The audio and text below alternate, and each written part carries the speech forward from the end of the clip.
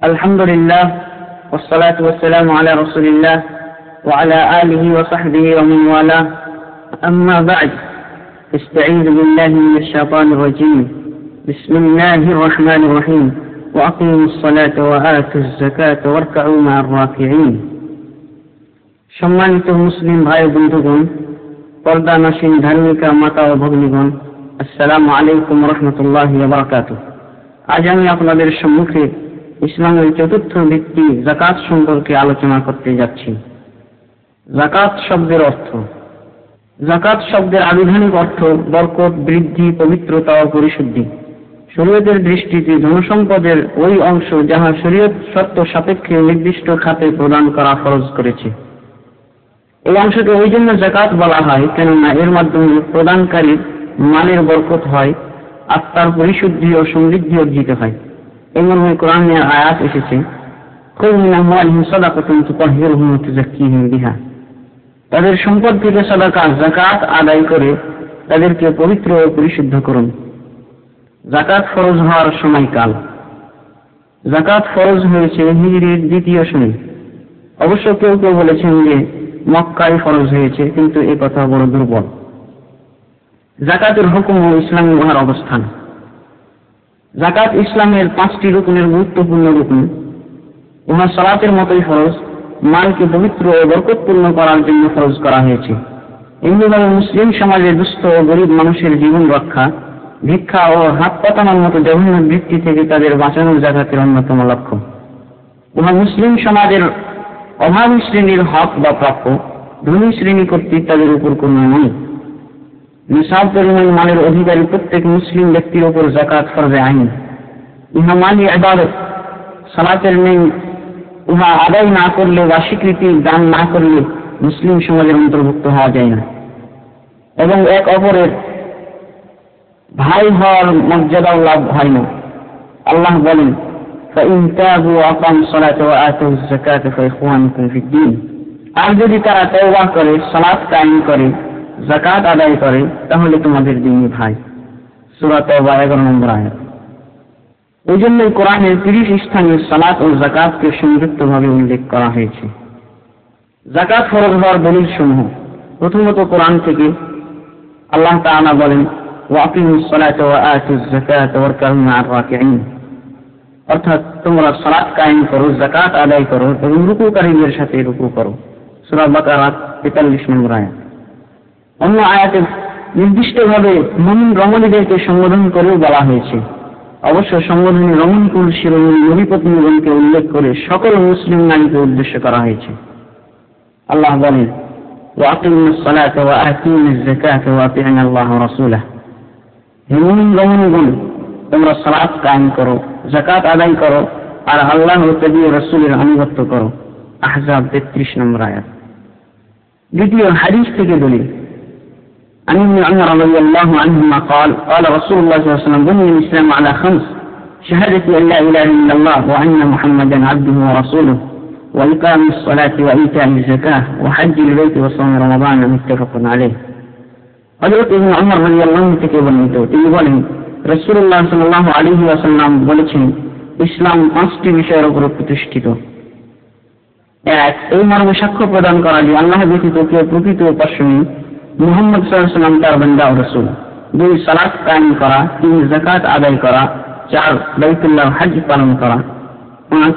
সাওম পালন করা। বুখারী ও মুসলিম। এবার যাকাতের ফজিলত। কোরআন থেকে যাকাতের ফজিলত।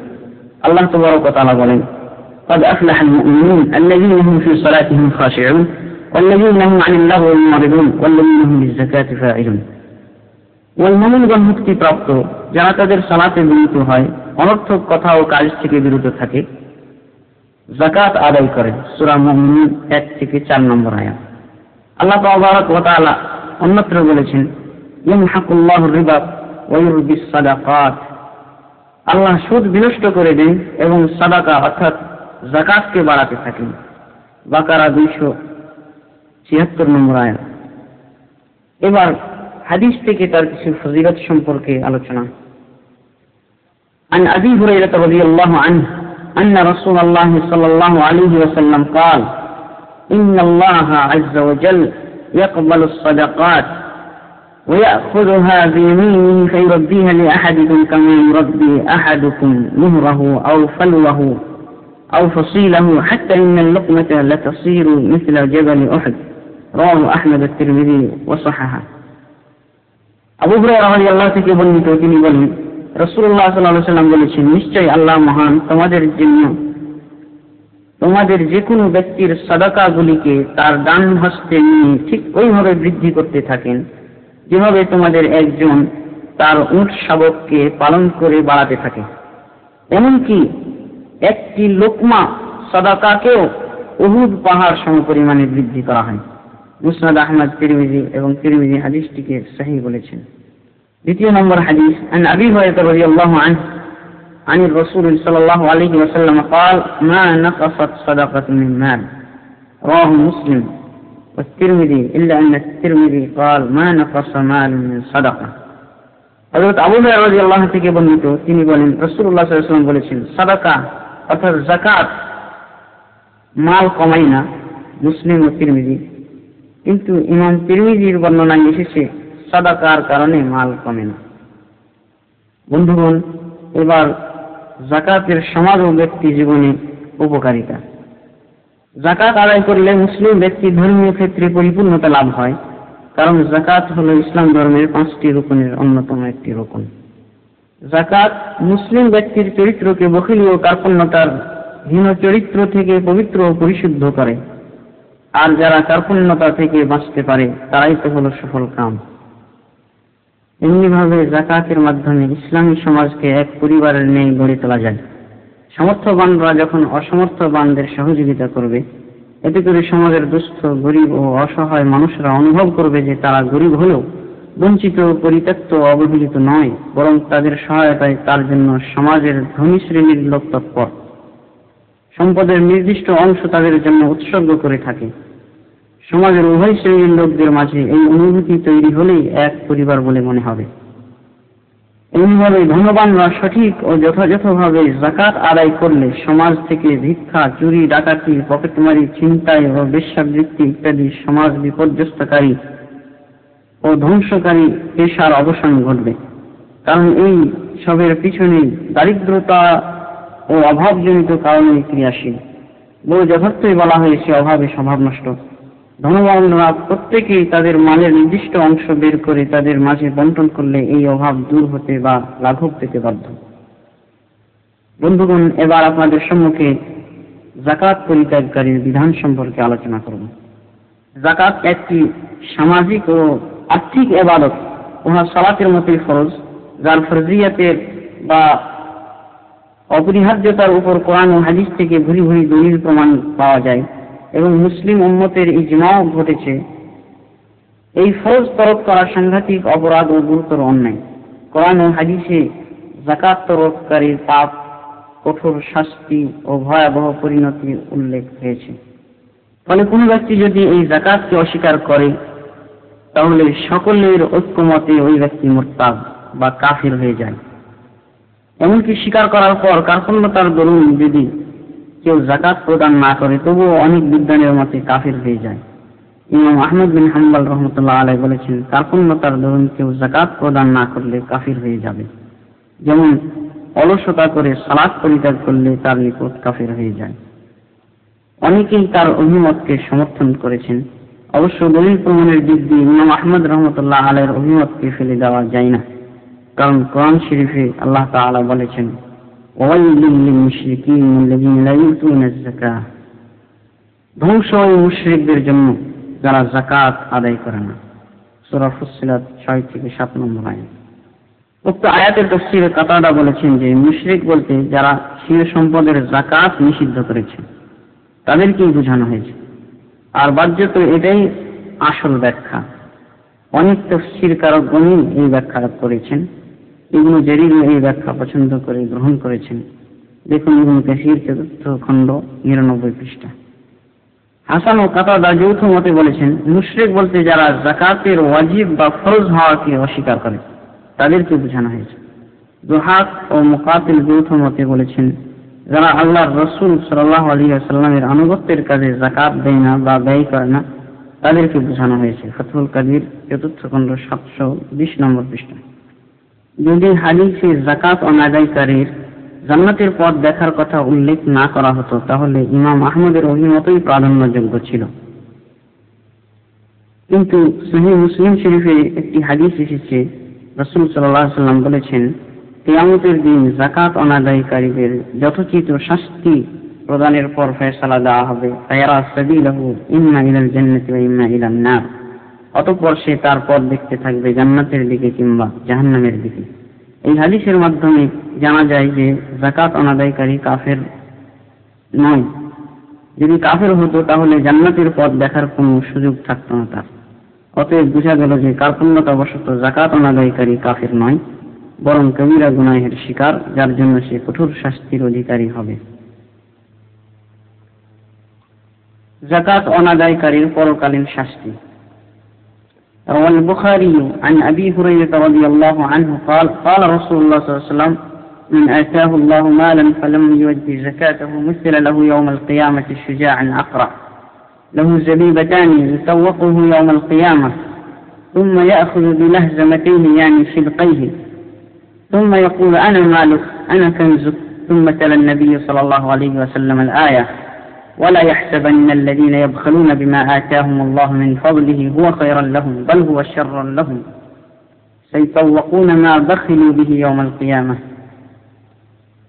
বুখারী রাহমাতুল্লাহ আলাইহি বর্ণনা করেন, হযরত আনাস রাদিয়াল্লাহু আনহু থেকে বর্ণিত, তিনি বলেন, রাসূলুল্লাহ সাল্লাল্লাহু আলাইহি ওয়াসাল্লাম বলেছেন, আল্লাহ যাকে সম্পদশালী করেছেন সে যদি সম্পদের যাকাত আদায় না করে, কিয়ামতের দিন তার জন্য বিষধর সাপ নিযুক্ত করা হবে। অধিক বিষাক্ত হওয়ার কারণে তার মাথার টাক পড়েছে, চক্ষুদ্বয়ের উপর দুটি কালো বিন্দু রয়েছে। সেই সাপ গলায় পরিয়ে দেওয়া হবে। অতঃপর সাপটি তার দুই চিবুকাষ্টি ধারণ পূর্বক বলবে, আমি তোমার সম্পদ, আমি তোমার সংগৃহীত মাল। অতঃপর নবী সাল্লাল্লাহু আলাইহি ওয়াসাল্লাম এই আয়াতটি তেলাওয়াত করলেন। যারা আল্লাহর প্রদত্ত সম্পদে কার্পণ্যতা করে তারা যেন এই ধারণা কদাচ না করে যে এটা তাদের জন্য কল্যাণকর, বরং উহা তাদের জন্য ক্ষতিকর। অচিরেই কিয়ামতের দিন তাদের গলদেশে সর্পাকারে কার্পণ্যতাবশত আটকে রাখা সম্পদ পড়ানো হবে। আলো ইমরান 180 নম্বর আয়াত। মুসলিম শরীফে আরো একটি হাদিস এসেছে, হাদিসটির তর্জমা করেই ক্ষান্ত হব। হযরত আবু হুরায়রা রাদিয়াল্লাহু থেকে বর্ণিত, তিনি বলেন, রাসূলুল্লাহ সাল্লাল্লাহু আলাইহি ওয়াসাল্লাম বলেছেন, যে স্বর্ণ চাঁদির মালিক উহার হক অর্থাৎ যাকাত আদায় করে না, কিয়ামতের দিন প্রশস্ত অগ্নিকরণ তৈরি করা হবে এবং উহার উপর উক্ত সম্পদকে উত্তপ্ত করা হবে। অতঃপর উহা দ্বারা সম্পদশালী ব্যক্তির পাঁজর দেশ, ললাটে, পৃষ্ঠদেশে ছেঁক দেওয়া হবে। যখনই ঠান্ডা হবে আবার উহাকে উত্তপ্ত করা হবে। এইভাবে শাস্তি চলতে থাকবে পুরা দিন ব্যাপী, যেই দিন হবে স্বাভাবিক দিনের তুলনায় 50,000 বৎসর সমপরিমাণ। অতঃপর বান্দাদের মাঝে ফয়সালা করা হবে। ফয়সালার পর সে তার আপন পথ দেখতে থাকবে, জান্নাতের দিকে কিংবা জাহান্নামের দিকে। জিজ্ঞাসা করা হলো, হে আল্লাহর রাসূল, উট সম্পর্কেও বলুন। তিনি সাল্লাল্লাহু আলাইহি ওয়াসাল্লাম বলেন, উটের মালিকও যদি তার হক আদায় না করে, আর তার হক এও যে ঘাটে পতিত হওয়ার দিন দুধ পানাবে, কিয়ামতের দিন তাকে এক প্রশস্ত সমতল ময়দানে বিছানো হবে। অতঃপর সমস্ত উট পরিপূর্ণভাবে উপস্থিত করা হবে, একটা বাচ্চা পর্যন্ত অনুপস্থিত থাকবে না। তারা ওই ব্যক্তিকে তাদের পায়ের খুর দ্বারা দলবে, মুখ দিয়ে কামড়াবে। প্রথম দলটি অতিক্রম করার সাথে সাথে পরের দলটিকে আনা হবে। এইভাবে পুরা দিনব্যাপী শাস্তি চলতে থাকবে, যেই দিন হবে স্বাভাবিক দিনের তুলনায় 50,000 বৎসর সমপরিমাণ। অতঃপর বান্দাদের মাঝে বিচার করা হবে। বিচারের পর সে তার আপন পথ দেখতে থাকবে, হয় জান্নাতের দিকে কিংবা জাহান্নামের দিকে। আবার বলা হলো, ইয়া রাসূলুল্লাহ, গরু ছাগল সম্পর্কেও বলুন। তিনি সাল্লাল্লাহু আলাইহি ওয়াসাল্লাম বললেন, গরু ছাগলের মালিকও যদি উহার হক অর্থাৎ যাকাত আদায় না করে থাকে, কিয়ামতের দিন প্রশস্ত সমতল ময়দানে ভূষায়িত করা হবে। অতঃপর ওই সমস্ত গরু ছাগলকে উপস্থিত করা হবে, একটিও অনুপস্থিত থাকবে না, এবং উহাদের একটিও শিংবিহীন বা ভাঙ্গা কিংবা পল্টানো থাকবে না। যাকাত অনাদায়কারীকে আঘাত হানতে থাকবে, পায়ের খুর দ্বারা দলতে থাকবে। যখনই প্রথম দলটি অতিক্রম করবে পরবর্তী দলটিকে আনা হবে। এইভাবে পুরা দিনব্যাপী শাস্তি চলতে থাকবে, যেই দিন হবে স্বাভাবিক দিনের তুলনায় 50,000 বছর সমপরিমাণ। অতঃপর বান্দাদের মাঝে ফয়সালা করা হবে। ফয়সালার পর সে তারপর দেখতে থাকবে জান্নাতের দিকে কিংবা জাহান্নামের দিকে। বন্ধুগণ, এবার যাকাত অনাদায়কারীর পার্থিব শাস্তি। যদি কেউ ব্যক্তিগতভাবে যাকাতের ফরজিয়ত স্বীকার করার পর নিসাব হওয়া সত্ত্বেও যাকাত আদায় না করে, তবে ইসলামী শাসকের অধিকার রয়েছে বলপূর্বক তার যাকাত আদায় করা। এমনকি ইচ্ছা করলে জরিমানা স্বরূপ যাকাত আদায় করার পর তার মূলধনের অর্ধাংশ নিয়ে নিতে পারে। হাদিস থেকে এই ব্যাপারে দলিল পাওয়া যায়। عن بهز بن حكيم عن أبيه عن جده قال سمعت رسول الله صلى الله عليه وسلم يقول في كل إبل سائمة في كل 40 ابنة لبون لا يفرق إبل عن حسابها من أعطاها مؤتجرا فله أجرها ومن منعها فإنا آخذوها وشطر ماله عزمة من عزمات ربنا تبارك وتعالى لا يحل لآل محمد منها شيء رواه أحمد والنسائي وأبو داود والحاكم والبيهقي। হযরত বাহজ ইবনে হাকিম তার পিতা থেকে, তিনি তার দাদা থেকে বর্ণনা করেন, তিনি বলেন, রাসূলুল্লাহ সাল্লাল্লাহু আলাইহি ওয়াসাল্লামকে বলতে শুনেছি, সায়েমা অর্থাৎ স্বাধীনভাবে চড়ে বেড়ায় এমন উটের প্রতি 40-এ একটি 2 বছর বয়সী যা তৃতীয় বৎসরে পদার্পণ করেছে বিনতু লাবুন দিতে হবে। একটি উটও হিসাব থেকে পৃথক করা চলবে না। যে ব্যক্তি সওয়াবের আশায় প্রদান করবে সে সওয়াব লাভ করবে, আর যে ব্যক্তি প্রদান করবে না আমরা উহা আদায় করে নেব, এমনকি তার মূলধনেরও অর্ধেক আদায় করব। এটা আল্লাহর হক সমূহের একটি হক, কিন্তু এই যাকাত থেকে কিছু পরিমাণও মুহাম্মদের বংশধরের জন্য জায়েজ নয়। হাদিসটি বর্ণনা করেছেন আহমদ, নাসাই, আবু দাউদ, হাকিম ও বাইহাকি। ইমাম আহমদকে জিজ্ঞাসা করা হলে তিনি বলেছিলেন হাদিসটির সনদ গ্রহণযোগ্য। হাকিম বলেছেন বাহজের হাদিস সহিহ। ফিকহুস সুন্নাহ প্রথম খণ্ড 181 নম্বর পৃষ্ঠা। যদি যাকাত অনাদায়কারীরা এক জনগোষ্ঠী হয় বা ইসলাম গ্রহণের পর যাকাত দিতে অস্বীকার করে, তাহলে তাদের সহিত যুদ্ধ করতে হবে এবং এর খাতিরে হত্যাও করা যাবে। এই মর্মে হাদিস عن ابن عمر رضي الله عنهما أن النبي صلى الله عليه وسلم قال أمرت أن أقاتل الناس حتى يشهدوا أن لا إله إلا الله وأن محمد رسول الله ويقيموا الصلاة ويؤتوا الزكاة فإذا فعلوا ذلك عصموا مني دماءهم وأموالهم إلا بحق الإسلام وحسابهم على الله متفق عليه। হযরত ইবনে উমর রাদিয়াল্লাহু আনহু থেকে বর্ণিত, নবী সাল্লাল্লাহু আলাইহি ওয়াসাল্লাম বলেছেন, আমাকে হুকুম করা হয়েছে লোকদের সহিত যুদ্ধ করার জন্য যে পর্যন্ত সাক্ষ্য প্রদান না করে, এই বলে যে আল্লাহ ব্যতীত কোনো উপাস্য নেই, মুহাম্মদ সাল্লাল্লাহু আলাইহি ওয়াসাল্লাম আল্লাহর রাসূল, সালাত প্রতিষ্ঠা না করে, যাকাত আদায় না করে। যখন তারা এই কাজগুলি সম্পাদন করবে তখন তারা আমার থেকে তাদের রক্ত সম্পদ রক্ষা করে নেবে, কিন্তু ইসলামের হক হিসেবে উহা প্রযোজ্য হলে নয়, আর তাদের হিসাব নিকাশ আল্লাহর উপর ন্যস্ত। বুখারী ও মুসলিম। আবু বকর রাদিয়াল্লাহু আনহুর যুগে কতিপয় আরব কবিরা যাকাত অস্বীকার করলে আবু বকর রাদিয়াল্লাহু আনহু উক্ত হাদিসের আলোকে তাদের বিরুদ্ধে যুদ্ধ পরিচালনা করেছিলেন। দলিল عن أبي هريرة رضي الله عنه قال لما توفي رسول الله صلى الله عليه وسلم وكان أبو بكر وكفر من كفر من العرب فقال عمر كيف تقاتل الناس وقد قال رسول الله صلى الله عليه وسلم أمرت أن أقاتل الناس حتى يقولوا لا إله إلا الله فمن قالها فقد عصم مني ماله ونفسه إلا بحقه وحسابه على الله فقال والله لا أقاتلن من فرق بين الصلاة والزكاة فإن الزكاة حق المال والله لو منعوني عناقا كانوا يودونها إلى رسول الله صلى الله عليه وسلم لقاتلتهم على منعها فقال عمر فوالله ما هو إلا أن قد شرح الله صدر أبي بكر للقتال فعرفت أنه الحق رواه الجماعة।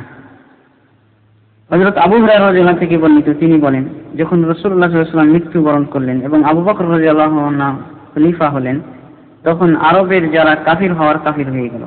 আবু বকর রাদিয়াল্লাহু আনহু তাদের বিরুদ্ধে যুদ্ধ করতে চাইলে ওমর রাদিয়াল্লাহু আনহু বললেন, কি করে আপনি লোকদের সহিত যুদ্ধ করতে চাচ্ছেন, অথচ রাসূলুল্লাহ সাল্লাল্লাহু আলাইহি ওয়াসাল্লাম বলেছেন আমাকে মানুষের সহিত ওই পর্যন্ত যুদ্ধ করতে বলা হয়েছে যতক্ষণ না বলবে আল্লাহ ব্যতীত কোনো উপাস্য নেই। যে ব্যক্তি এই কথা বলবে সে আমার থেকে তার জান ও মালকে হেফাজত করে নেবে, কিন্তু ইসলামের হক প্রতিষ্ঠার ক্ষেত্রে নয়, আর তার হিসাব আল্লাহর উপর ন্যস্ত।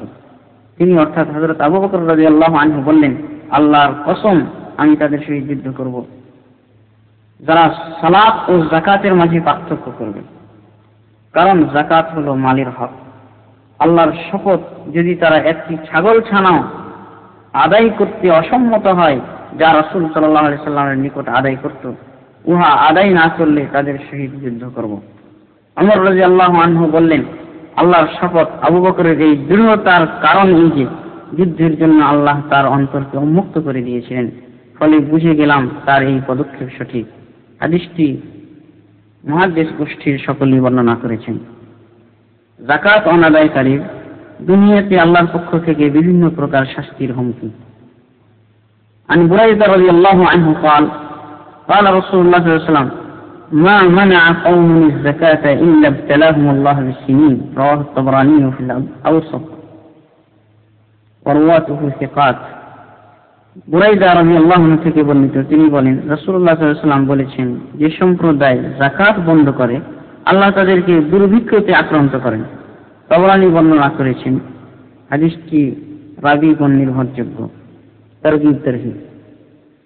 যাকাত সম্পর্কে বিভিন্ন মাসলা মাসাইল। কার কার উপর যাকাত ফরজ? নিসাব পরিমাণের মালিক যে কোনো স্বাধীন মুসলিম ব্যক্তির উপর শরীয়তের দৃষ্টিতে যাকাত প্রদানযোগ্য যে কোনো মালের যাকাত প্রদান করা ফরজ।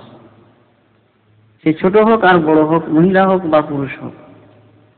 বাচ্চা, শিশু ও পাগলের মালের যাকাত সম্পর্কে আলোচনা।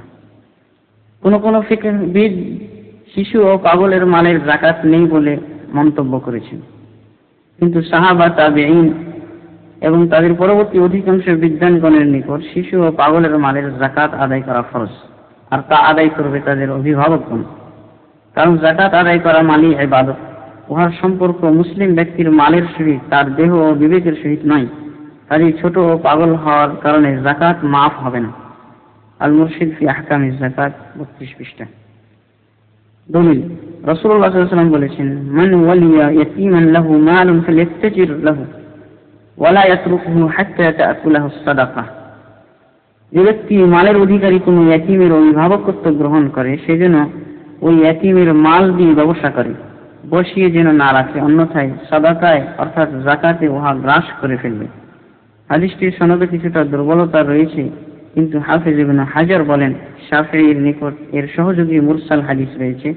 এছাড়াও শাফিঈ রহমতুল্লাহ আলাইহি যাকাত সম্পর্কে বর্ণিত সাধারণ হাদিসগুলির মাধ্যমে ইয়াতীম ও পাগলের মালের যাকাত ফরজ হওয়ার পক্ষপাতী। এমনিভাবে আরো একটি দলিল, হযরত আয়েশা রাদিয়াল্লাহু আনহা কিছু ইয়াতীম পালন করতেন, তিনি তাদের যাকাত আদায় করতেন। ফিকহ সুন্নাহ প্রথম খণ্ড 283 পৃষ্ঠা। অনেক সাহাবী ইয়াতীমের মালের যাকাত ফরজ হওয়ার পক্ষপাতী। তাদের অন্যতম কয়েকজন হলেন ওমর, আলী, আয়েশা ও ইবনে ওমর প্রমুখগণ রাদিয়াল্লাহু আনহু। এই মতের অনুসারী হয়েছেন ইমাম মালিক, শাফিঈ, আহমদ ও ইসহাক। উক্ত বিষয়ের উপর কোরআন থেকে দলিল, আল্লাহ বলেন, ওয়াফি আমওয়ালিহিম হাক্কুল লিসসাইল ওয়াল মাহরুম। তাদের অর্থাৎ মুমিনদের মালগুলিতে নির্দিষ্ট হক রয়েছে বঞ্চিত এবং ভিক্ষুকদের জন্য। যাকাত ফরজ হওয়ার শর্ত সমূহ। যাকাত ফরজ হওয়ার জন্য কিছু শর্ত রয়েছে। 1 নাম্বার, স্বাধীন ব্যক্তি হতে হবে। 2, মুসলিম হতে হবে। 3, নিসাব পরিমাণ মালের অধিকারী হতে হবে। 4, সেই মালের উপর নিরঙ্কুশ মালিকানা থাকতে হবে এবং মাল স্থিতিশীল হতে হবে। 5, 1 বৎসর অতিক্রম করতে হবে। শর্তগুলির ব্যাখ্যা ও দলিল। 1, স্বাধীন হওয়ার শর্ত এই জন্য করা হয়েছে যে দাস হলে তার সঞ্চিত মালের প্রকৃত মালিক তার মুনিব। কারণ রাসূলুল্লাহ সাল্লাল্লাহু আলাইহি ওয়াসাল্লাম বলেছেন, মান বাআ আবদান লাহু মালুন ফামালুহু লিল্লাযী বাআ ইল্লা আন ইশতারিতাহুল মুবতা'। মুত্তাফাকুন আলাইহি।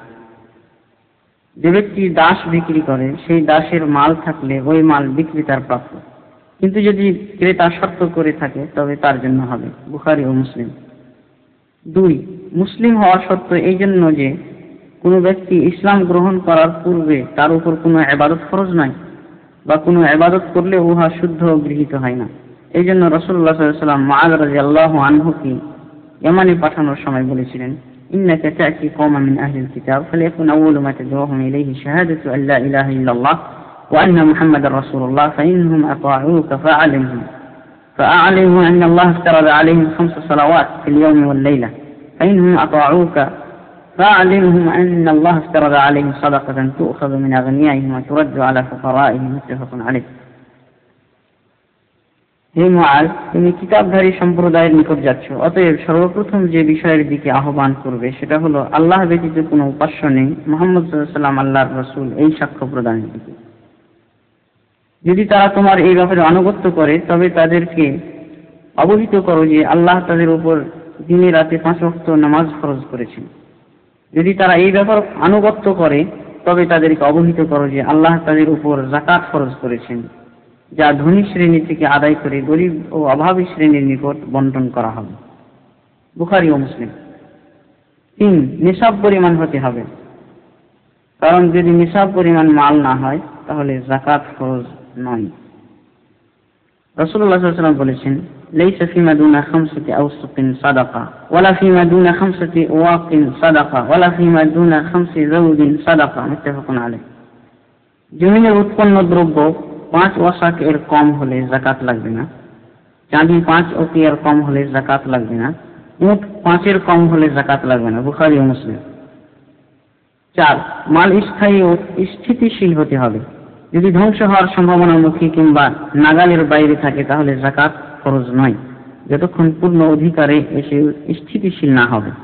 যেমন বাড়ির ভাড়া, শস্য পাকা ও পূর্ণতা লাভের পূর্বের অবস্থা, কারণ রাসূলুল্লাহ সাল্লাল্লাহু আলাইহি ওয়াসাল্লাম শস্য পূর্ণতা লাভের পূর্বে বিক্রি করতে নিষেধ করেছেন, আর যে অবস্থায় বিক্রি করা যায় না সে অবস্থায় যাকাত দেওয়া যায় না।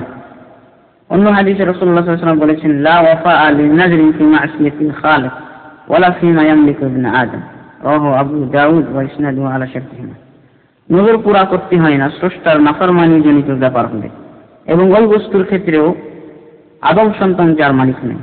আবু দাউদ বর্ণনা করেছেন, সনদটি বুখারী মুসলিমের শর্তানুযায়ী ঠিক রয়েছে।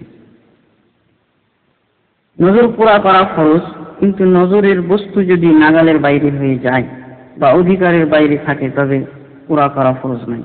তেমনি যাকাতও ফরজ, কিন্তু যে মালের যাকাত দিতে চায় তা যদি অধিকারের বাইরে থাকে তবে তার যাকাত দেওয়া ফরজ নয়। 5, বৎসর পূর্ণ হলে যাকাত লাগবে, যদি পূর্ণ না হয় তবে যাকাত লাগবে না। রাসূলুল্লাহ সাল্লাল্লাহু আলাইহি ওয়াসাল্লাম বলেছেন, কোন মালের যাকাত ফরজ হয় না যে পর্যন্ত ওই মালের উপরে 1 বৎসর অতিক্রম না করে। হাদিসটি বর্ণনা করেছেন ইবনে মাজাহ, দারাকুতনি ও বাইহাকী। কোন কোন মুহাদ্দিস হাদিসটিকে দুর্বল বলেছেন, আবার কেউ সহিহ ও হাসান বলেছেন। শেখ আলবানী হাদিসটিকে সহিহ বলেছেন। প্রকাশ থাকে যে অত্র শর্তটি স্বর্ণ, চাঁদি, পশু, ব্যবসার পণ্যদ্রব্যের যাকাতের ক্ষেত্রে প্রযোজ্য। ক্ষেতের ফসল ও ফলমূলের ক্ষেত্রে শর্ত হলো যে যেদিন উহা কর্তন বা মাড়াই করা হবে সেদিনই যাকাত প্রদান করতে হবে। আল্লাহ বলেন, কুলু মিন সামারিহি ইযা আসমারা ওয়া আতু হাক্কাহু ইয়াওমা হাসাদিহি, উহার অর্থাৎ জমিনের পণ্যদ্রব্যের হক যাকাত আদায় করে দাও যেদিন উহা মাড়াই করো। সূরা আনআম 141 নম্বর আয়াত। উপরোক্ত আলোচনায় আনুষঙ্গিকভাবে একটা গুরুত্বপূর্ণ মাসালার সমাধান পাওয়া যাচ্ছে, আর তা হলো এই যে 1 বছর পূর্ণ হওয়ার শর্ত সম্মিলিত সম্পদ যার ভিতরে টাকা পয়সাও শামিল হয়। এর ক্ষেত্রে সম্পদশালী ব্যক্তি ও পারিবারিক জীবনের নিত্য প্রয়োজনীয় খরচপাতি করার পর বছর শেষে যা বাঁচবে কেবল উহা থেকে যাকাত দিতে হবে।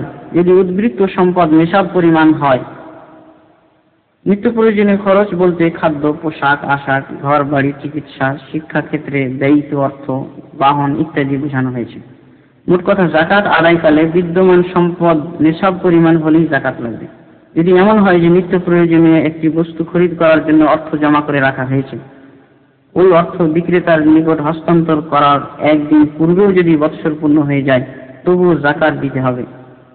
এমনকি ঋণগ্রস্ত ব্যক্তি যদি বছর পূর্ণ হওয়ার পূর্বে ঋণ পরিশোধ না করে বা অন্যের নিকট আলাদা করে না রাখে তাহলে এই ঋণ থাকা অবস্থাতেও যাকাত আদায় করতে হবে যদি নিসাব পরিমাণ হয়ে থাকে। এই জন্য হযরত ওসমান রাদিয়াল্লাহু আনহু বছর পূর্ণ হওয়ার পূর্বে ঘোষণা দিতেন, যাদের ঋণ রয়েছে তারা যেন বছর পূর্ণ হওয়ার পূর্বেই বা তহসিলদার যাওয়ার আগেই তা পরিশোধ করে দেয়। ফিকহুস সুন্নাহ প্রথম খণ্ড 340 পৃষ্ঠা। কিন্তু জমিনের উৎপন্ন দ্রব্যের ক্ষেত্রে যেমন বছর অতিক্রমের শর্ত করা হয়নি, মাড়াইয়ের সাথে সাথে দিয়ে দেওয়ার নির্দেশ, তেমন নিজের ও পরিবারের নিত্য প্রয়োজনীয় খরচের জন্য অগ্রিম হিসাব করে রাখার পর অবশিষ্ট ফসলের যাকাত দেওয়ার বিধান নেই, বরং ভবিষ্যতের ব্যাপার যেহেতু একমাত্র আল্লাহর হাতেই, তাই ভবিষ্যতের খোরপোশের খরচ কেটে রেখে অবশিষ্ট মালের যাকাত দেওয়া বা নেশাব পরিমাণ না হলে যাকাত না দেওয়া আল্লাহর বিধান লঙ্ঘন করারই শামিল। বন্ধুগণ, দুই প্রকার মালের হুকুমের মাঝে পার্থক্যের হিকমত। প্রথম প্রকারের মাল জমা রাখা হয় বৃদ্ধির অপেক্ষায়, চাই ব্যবসায় নিয়োগ করে, চাই সংরক্ষণ ও যত্ন করে। এই জন্য ইসলাম বৃদ্ধির সুযোগ দিয়ে বৎসরের শর্ত করেছে। কিন্তু জমিনের উৎপন্ন দ্রব্য মাড়াইয়ের পর আর তার বৃদ্ধির সম্ভাবনা থাকে না, বরং কমার সম্ভাবনা। এই জন্য মাড়াইয়ের সাথে সাথে উহার যাকাত আদায়ের নির্দেশ দেওয়া হয়েছে। ফিকহুস সুন্নাহ প্রথম খণ্ড 283 পৃষ্ঠায়। যাকাত আদায় করার সময় শর্ত সাপেক্ষে যাকাত ফরজ হয়ে গেলে সঙ্গে সঙ্গে আদায় করা ওয়াজিব। ওয়াজিব হয়ে যাওয়ার পর ইচ্ছাকৃতভাবে বিনা কারণে দেরি করা মোটেও সমীচীন নয়। কারণ হাদিসে এসেছে, আন উকবাতা বিন হারিস রাদিয়াল্লাহু আনহু قال صليت مع رسول الله صلى الله عليه وسلم العصر فلما سلم قام سريعا فدخل على بعض نسائه ثم خرج ورأى ما في وجوه القوم من تعاجبهم لسرعته قال ذكرت أنا في الصلاة كبرا عندنا فكرهت أن يمسي أو يبيت عندنا فأمرت بقسمته رواه أحمد والبخاري। উকবা বিন হারিস রাদিয়াল্লাহু আনহু থেকে বর্ণিত, তিনি বলেন, একদিন রাসূলুল্লাহ সাল্লাল্লাহু আলাইহি ওয়াসাল্লামের সহিত আসরের সালাত আদায় করলাম। যেমনি সালাম ফিরালেন তেমনি উঠে দ্রুত গতিতে তার কোন স্ত্রীর ঘরে প্রবেশ করে আবার ফিরে এলেন। লোকদের চেহারায় বিস্ময়ের চিহ্ন দেখে বললেন, সালাত আদায়কালে আমাদের নিকট কিছু স্বর্ণ থাকার কথা স্মরণ হয়েছিল। উহা আমাদের নিকট সন্ধ্যা পর্যন্ত বা রাত্রিভর থাকবে, এটা পছন্দ করলাম না, বিধায় ওইগুলিকে বন্টন করার নির্দেশ দিয়ে এলাম। হাদিসটি ইমাম আহমদ ও বুখারী বর্ণনা করেছেন। বিশেষ দ্রষ্টব্য, যে সমস্ত মালের ক্ষেত্রে বৎসর শর্ত করা হয়েছে ওই সমস্ত মালের যাকাত বছর পূর্ণ হওয়ার পূর্বে, এমনকি আগামী 2 বছরের যাকাত ও অগ্রিম আদায় করা যায়। অবশ্য কেউ কেউ এই মতের বিপরীত মন্তব্য করেছেন, কিন্তু দলিলের ভিত্তিতে প্রথম উক্ত মতই শক্তিশালী, অর্থাৎ দেওয়া যাবে। عن علي رضي الله عنه أن العباس سأل النبي صلى الله عليه وسلم في تعجيل صدقته قبل أن تحل فرخص له في ذلك رواه ابن ماجه। হযরত আলী রাদিয়াল্লাহু আনহু থেকে বর্ণিত, তিনি বলেন, আব্বাস রাদিয়াল্লাহু আনহু নবী সাল্লাল্লাহু আলাইহি ওয়াসাল্লামের নিকট ফরজ হওয়ার পূর্বেই অগ্রিম যাকাত দানের ব্যাপারে জিজ্ঞাসা করলে নবী সাল্লাল্লাহু আলাইহি ওয়াসাল্লাম তাকে উহার অনুমতি দান করেছিলেন। ইবনে মাজাহ। যাকাতে নিয়তের প্রয়োজনীয়তা। কোন ইবাদতে নিয়ত ছাড়া কবুল হয় না। রাসূলুল্লাহ সাল্লাল্লাহু আলাইহি ওয়াসাল্লাম বলেছেন, ইন্নামাল আমালু বিন্নিয়াত ওয়া ইন্নামা লিকুল্লি ইমরিইন মা নাওয়া। বুখারী। নিয়ত অনুযায়ী আমলসমূহ কবুল করা হয়, যে কোনো ব্যক্তি তার নিয়ত অনুপাতে ফল লাভ করে থাকে। বুখারী। আর নিয়তের মর্ম হলো এই যে কোনো আমলে বা ইবাদতে শুধুমাত্র আল্লাহর সন্তুষ্টি কামনা করতে হবে, অন্য কোনো স্বার্থ উদ্ধারের মনোভাব রাখা চলবে না, কিংবা উহার মাধ্যমে সুনাম ও শ্রুতি অর্জনের আশা করা চলবে না। এমনকি দুর্নামের ভয়ে কিংবা শুধু লজ্জার খাতিরে কোনো আমল বা ইবাদত করা হলেও ওই আমল ও ইবাদতে শুদ্ধ নিয়তের বিলুপ্তি ঘটেছে জানতে হবে। ফলে ওই আমল বাঞ্ছিত নিয়তবিহীন ধরা হবে, আর সেই কারণে ওই আমলের কানাকড়ি ও পুরস্কার আল্লাহর নিকট থেকে ওই ব্যক্তি লাভ করতে আশা করতে পারে না। এই জন্য আল্লাহ তাবারক ওয়া তাআলা বলে দিয়েছেন, ফা'বুদিল্লাহ মুখলিসান লাহুদ্দীন আলা লিল্লাহি দীনুল খালিস। আল্লাহর জন্য দিনকে খাঁটি করো, তো আল্লাহর ইবাদত করো, জেনে রেখো আল্লাহর জন্যই খাঁটি দিন। সূরা জুমার। বলা বাহুল্য যে নিয়ত যদি খাঁটি আল্লাহর উদ্দেশ্যে না হয়, তবে নিয়তের গড়বড়ের কারণে ওই ভেজালযুক্ত নিয়ত বিজড়িত আমল শুধু বাতিলই হয় না, বরং উহা শিরকের মতো মহাপাতকে রূপান্তরিত হয়। রাসূলুল্লাহ সাল্লাল্লাহু আলাইহি ওয়াসাল্লাম বলেছেন, মান সাল্লা ইউরাই ফাকাদ আশরাক ওয়া মান সামা ইউরাই ফাকাদ আশরাক ওয়া মান তাসাদ্দাকা ইউরাই ফাকাদ আশরাক। রাওয়াহু আহমদ ফি মুসনাদি। যে ব্যক্তি দেখানোর নিয়তে সালাত আদায় করে সে শিরক করে, যে ব্যক্তি দেখানোর নিয়তে রোজা আদায় করে সেও শিরক করে, যে ব্যক্তি দেখানোর নিয়তে সাদাকা করে সেও শিরক করে। ইমাম আহমদ হাদিসটি তার মুসনাদ গ্রন্থে বর্ণনা করেছেন। উপরোক্ত আলোচনা থেকে বোঝা যায়, যাকাত যেহেতু একটি গুরুত্বপূর্ণ ইবাদত, কাজেই আল্লাহর নিকট গ্রহণীয় হওয়ার পূর্ব শর্ত হলো আল্লাহকে খুশি করার উদ্দেশ্যে নির্দিষ্টভাবে যাকাত আদায়ের পূর্বে নিয়ত করতে হবে। যে সম্পদ যাকাতের নিয়তে দেওয়া হয় ওটাই যাকাত বলে গণ্য হবে। পূর্বে কাউকে কিছু সম্পদ দান করে যাকাত ফরজ হওয়ার পর পূর্বের দানকৃত সম্পদকে যাকাত ধরা চলবে না, ওই দানকৃত সম্পদ যতই বেশি হোক না কেন। এই সুযোগে ইহাও জ্ঞাতব্য যে যাকাতের মাল প্রাপক বা হকদারদেরকে দেওয়ার সময় যাকাতের মাল বলে উল্লেখ করে দেওয়া উচিত নয়। শুধু দাতার মনে যাকাত দেওয়ার ইচ্ছা বিদ্যমান থাকলেই যথেষ্ট। যাকাত উল্লেখ করে দেওয়ার দুটি ক্ষতি: এক, লোক দেখানো ও সুনাম অর্জনের মনোভাব জাগতে পারে। দুই, যাকে যাকাত প্রদান করা হয় দুঃখ ও ব্যথা পেতে পারে, আর গ্রহীতাকে দুঃখ দিলে যাকাত বাতিল বলে গণ্য হয়। আল্লাহ তাবারক ওয়া তাআলা বলেন, ইয়া আইয়ুহাল্লাযীনা আমানু লা তুবতিলু সাদাকাতিকুম বিল-মান্নি ওয়াল-আযা কাল্লাযী ইউনফিকু মালাহু রিয়াআন নাস ওয়া লা ইউমিনু বিল্লাহি ওয়াল ইয়াউমিল আখির। হে মুমিনগণ, তোমাদের সাদাকা অর্থাৎ যাকাতগুলিকে বিনষ্ট করো না গ্রহণকারীকে খোঁটা দিয়ে ও দুঃখ দিয়ে। ওই ব্যক্তির ন্যায় যে ব্যক্তি তার মাল খরচ করে শুধু মানুষকে দেখানোর জন্য, তার ঈমান নেই আল্লাহর উপর, শেষ দিবসের উপর। সূরা বাকারা 264 নম্বর আয়াত। স্বর্ণ চাঁদির যাকাত। স্বর্ণ চাঁদি উভয়েরই যাকাত দেওয়া ফরজ, চাই উহা মুদ্রাকার হোক, চাই বিস্কিট আকার, চাই গয়না ও অলংকার আকার। যাকাত ফরজ হওয়ার শর্তসমূহ: এক, জমা রাখার পর 1 বছর অতিবাহিত হতে হবে। 2, নিত্য প্রয়োজনীয় খরচ করার পর বছর শেষে হিসাব করে নিসাব পরিমাণ হলে যাকাত দিতে হবে। যদি নিসাব পরিমাণ না হয় তবে যাকাত দিতে হবে না। চাঁদির নিসাব। হাদিসের ভাষায় চাঁদি 5 উকিয়া বা 200 দিরহাম না হলে যাকাত লাগবে না। রাসূলুল্লাহ সাল্লাল্লাহু আলাইহি ওয়াসাল্লাম বলেন, লাইসা ফীমা দুনা 5 আওয়াকিন মিনাল ওয়ারিকি সাদাকা। মুত্তাফাকুন আলাইহি। 5 উকিয়ার কমে যাকাত ফরজ নয়। বুখারী ও মুসলিম। অন্য একটি হাদিস এসেছে, عن علي رضي الله عنه قال قال رسول الله صلى الله عليه وسلم صدقة الرقة على كل 40 درهما درهم وليس في 90 و100 شيء فإذا بلغت 200 ففيها 5 دراهم رواه أحمد وأبو داود الترمذي। আলী রাদিয়াল্লাহু আনহু থেকে বর্ণিত, তিনি বলেন, রাসূলুল্লাহ সাল্লাল্লাহু আলাইহি ওয়াসাল্লাম বলেছেন, চাঁদির ক্ষেত্রে প্রতি 40 দিরহামে 1 দিরহাম দিতে হবে, কিন্তু উহা 190 পর্যন্ত হলেও কিছু লাগবে না, বরং যখন 200 দিরহাম পূর্ণ হবে তখন প্রতি 40-এ 1-এর হিসাবে 5 দিরহাম যাকাত দিতে হবে। হাদিসটি বর্ণনা করেছেন আহমদ, আবু দাউদ ও তিরমিজি। 5 উকিয়া বা 200 দিরহাম বর্তমান যুগের হিসাবে 595 গ্রাম। তাহলে মোট কথা হলো চাঁদির নিসাব 595 গ্রাম হতে হবে।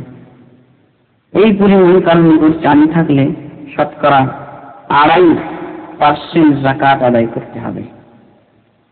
স্বর্ণের নিসাব। স্বর্ণের নিসাব বর্ণনার ক্ষেত্রে দুটি শব্দ হাদিসে প্রসিদ্ধ, 1 মিসকাল, 2 দিনার। মিসকাল এবং দিনার দুটোই ওজন সমান, কাজে 20 মিসকাল বা 20 দিনার হলে যাকাত লাগবে, এর কম হলে যাকাত দিতে হবে না। 2, قال رسول الله صلى الله عليه وسلم ليس في أقل من 20 مثقالا من الذهب ولا في أقل من 100 درهم صدقة رواه أبو عبيد في الأموال। রাসূলুল্লাহ সাল্লাল্লাহু আলাইহি ওয়াসাল্লাম বলেছেন, স্বর্ণ 20 মিসকালের কম হলে যাকাত লাগবে না এবং চাঁদি 200 দিরহামের কমে যাকাত লাগবে না। আবু উবাইদ তার আমওয়াল নামক গ্রন্থে উক্ত হাদিসটি উদ্ধৃত করেছেন। 20 দিনার বা 20 মিসকাল হলে অর্ধ দিনার যাকাত লাগবে। عن علي رضي الله عنه عن النبي صلى الله عليه وسلم قال إذا كانت لك 100 درهم وحال عليها الحول ففيها 5 دراهم وليس عليك شيء يعني في الذهب حتى يكون لك 20 دينارا فإذا كانت لك 20 دينارا وحال عليها الحول ففيها نصف دينار رواه أبو داود। আলী রাদিয়াল্লাহু আনহু থেকে বর্ণিত, তিনি নবী সাল্লাল্লাহু আলাইহি ওয়াসাল্লাম থেকে বর্ণনা করেছেন যে তিনি সাল্লাল্লাহু আলাইহি ওয়াসাল্লাম বলেছেন, যদি তোমার নিকট 200 দিরহাম হয় এবং উহার উপর 1 বছর অতিক্রম করে তাহলে উহাতে 5 দিরহাম যাকাত লাগবে। আর স্বর্ণ যে পর্যন্ত তোমার নিকট 20 দিনার পরিমাণ না হবে কোনো যাকাত লাগবে না। 20 দিনার হলে ও উহার উপর 1 বৎসর অতিক্রম করলে অর্ধ দিনার যাকাত দিতে হবে। হাদিসটি আবু দাউদ বর্ণনা করেছেন। বন্ধুগণ, নিষ্কাল নবী সাল্লাল্লাহু আলাইহি ওয়াসাল্লামের যুগ ও সাহাবীদের যুগ থেকে যে পরিমাণকে বোঝানো হয় উহা বর্তমান যুগের পরিমাপে বা বর্তমান যুগের পরিমাপ হিসেবে 4.25 গ্রাম। 20কে 4.25 গ্রামের সাথে গুণ করলে 85 হয়। তাহলে কারণ 85 গ্রাম স্বর্ণ থাকলে তাকে যাকাত দিতে হবে, অন্যথায় যাকাত দিতে হবে না। এবং 85 গ্রাম যখন স্বর্ণ হয়ে যাবে শতকরা 2.5% যাকাত আদায় করে ফেলবে। গয়নার যাকাত। স্বর্ণচাঁদি ব্যতীত যে সমস্ত মূল্যবান জিনিস তথা হীরা, মণি, মুক্তা, লুলু, ইয়াকুত, মারজান ইত্যাদি পাথর ও দানার নির্মিত গয়না যদি ব্যবহারের জন্য হয় তাহলে সর্বসম্মতিক্রমে উহার যাকাত লাগবে না। কিন্তু ব্যবসায়িকগণ যদি উহার ব্যবসা করেন তাহলে তার যাকাত লাগবে। ফিকহুস সুন্নাহ প্রথম খণ্ড 289 পৃষ্ঠা। আর যদি স্বর্ণচাঁদির গয়না হয় তাহলে সে সম্পর্কে বিদ্বানগণের মধ্যে মতপার্থক্য রয়েছে। একদল বিদ্বানের নিকট উহার যাকাত দেওয়া ফরজ যদি নির্দিষ্ট পরিমাণ, অর্থাৎ 85 গ্রাম স্বর্ণের কিংবা 595 গ্রাম রূপার হয়ে থাকে। তারা অনেকগুলি দলিল এ সম্পর্কে উল্লেখ করে থাকেন, যার দু একটি দলিল এখানে উল্লেখ করা হচ্ছে।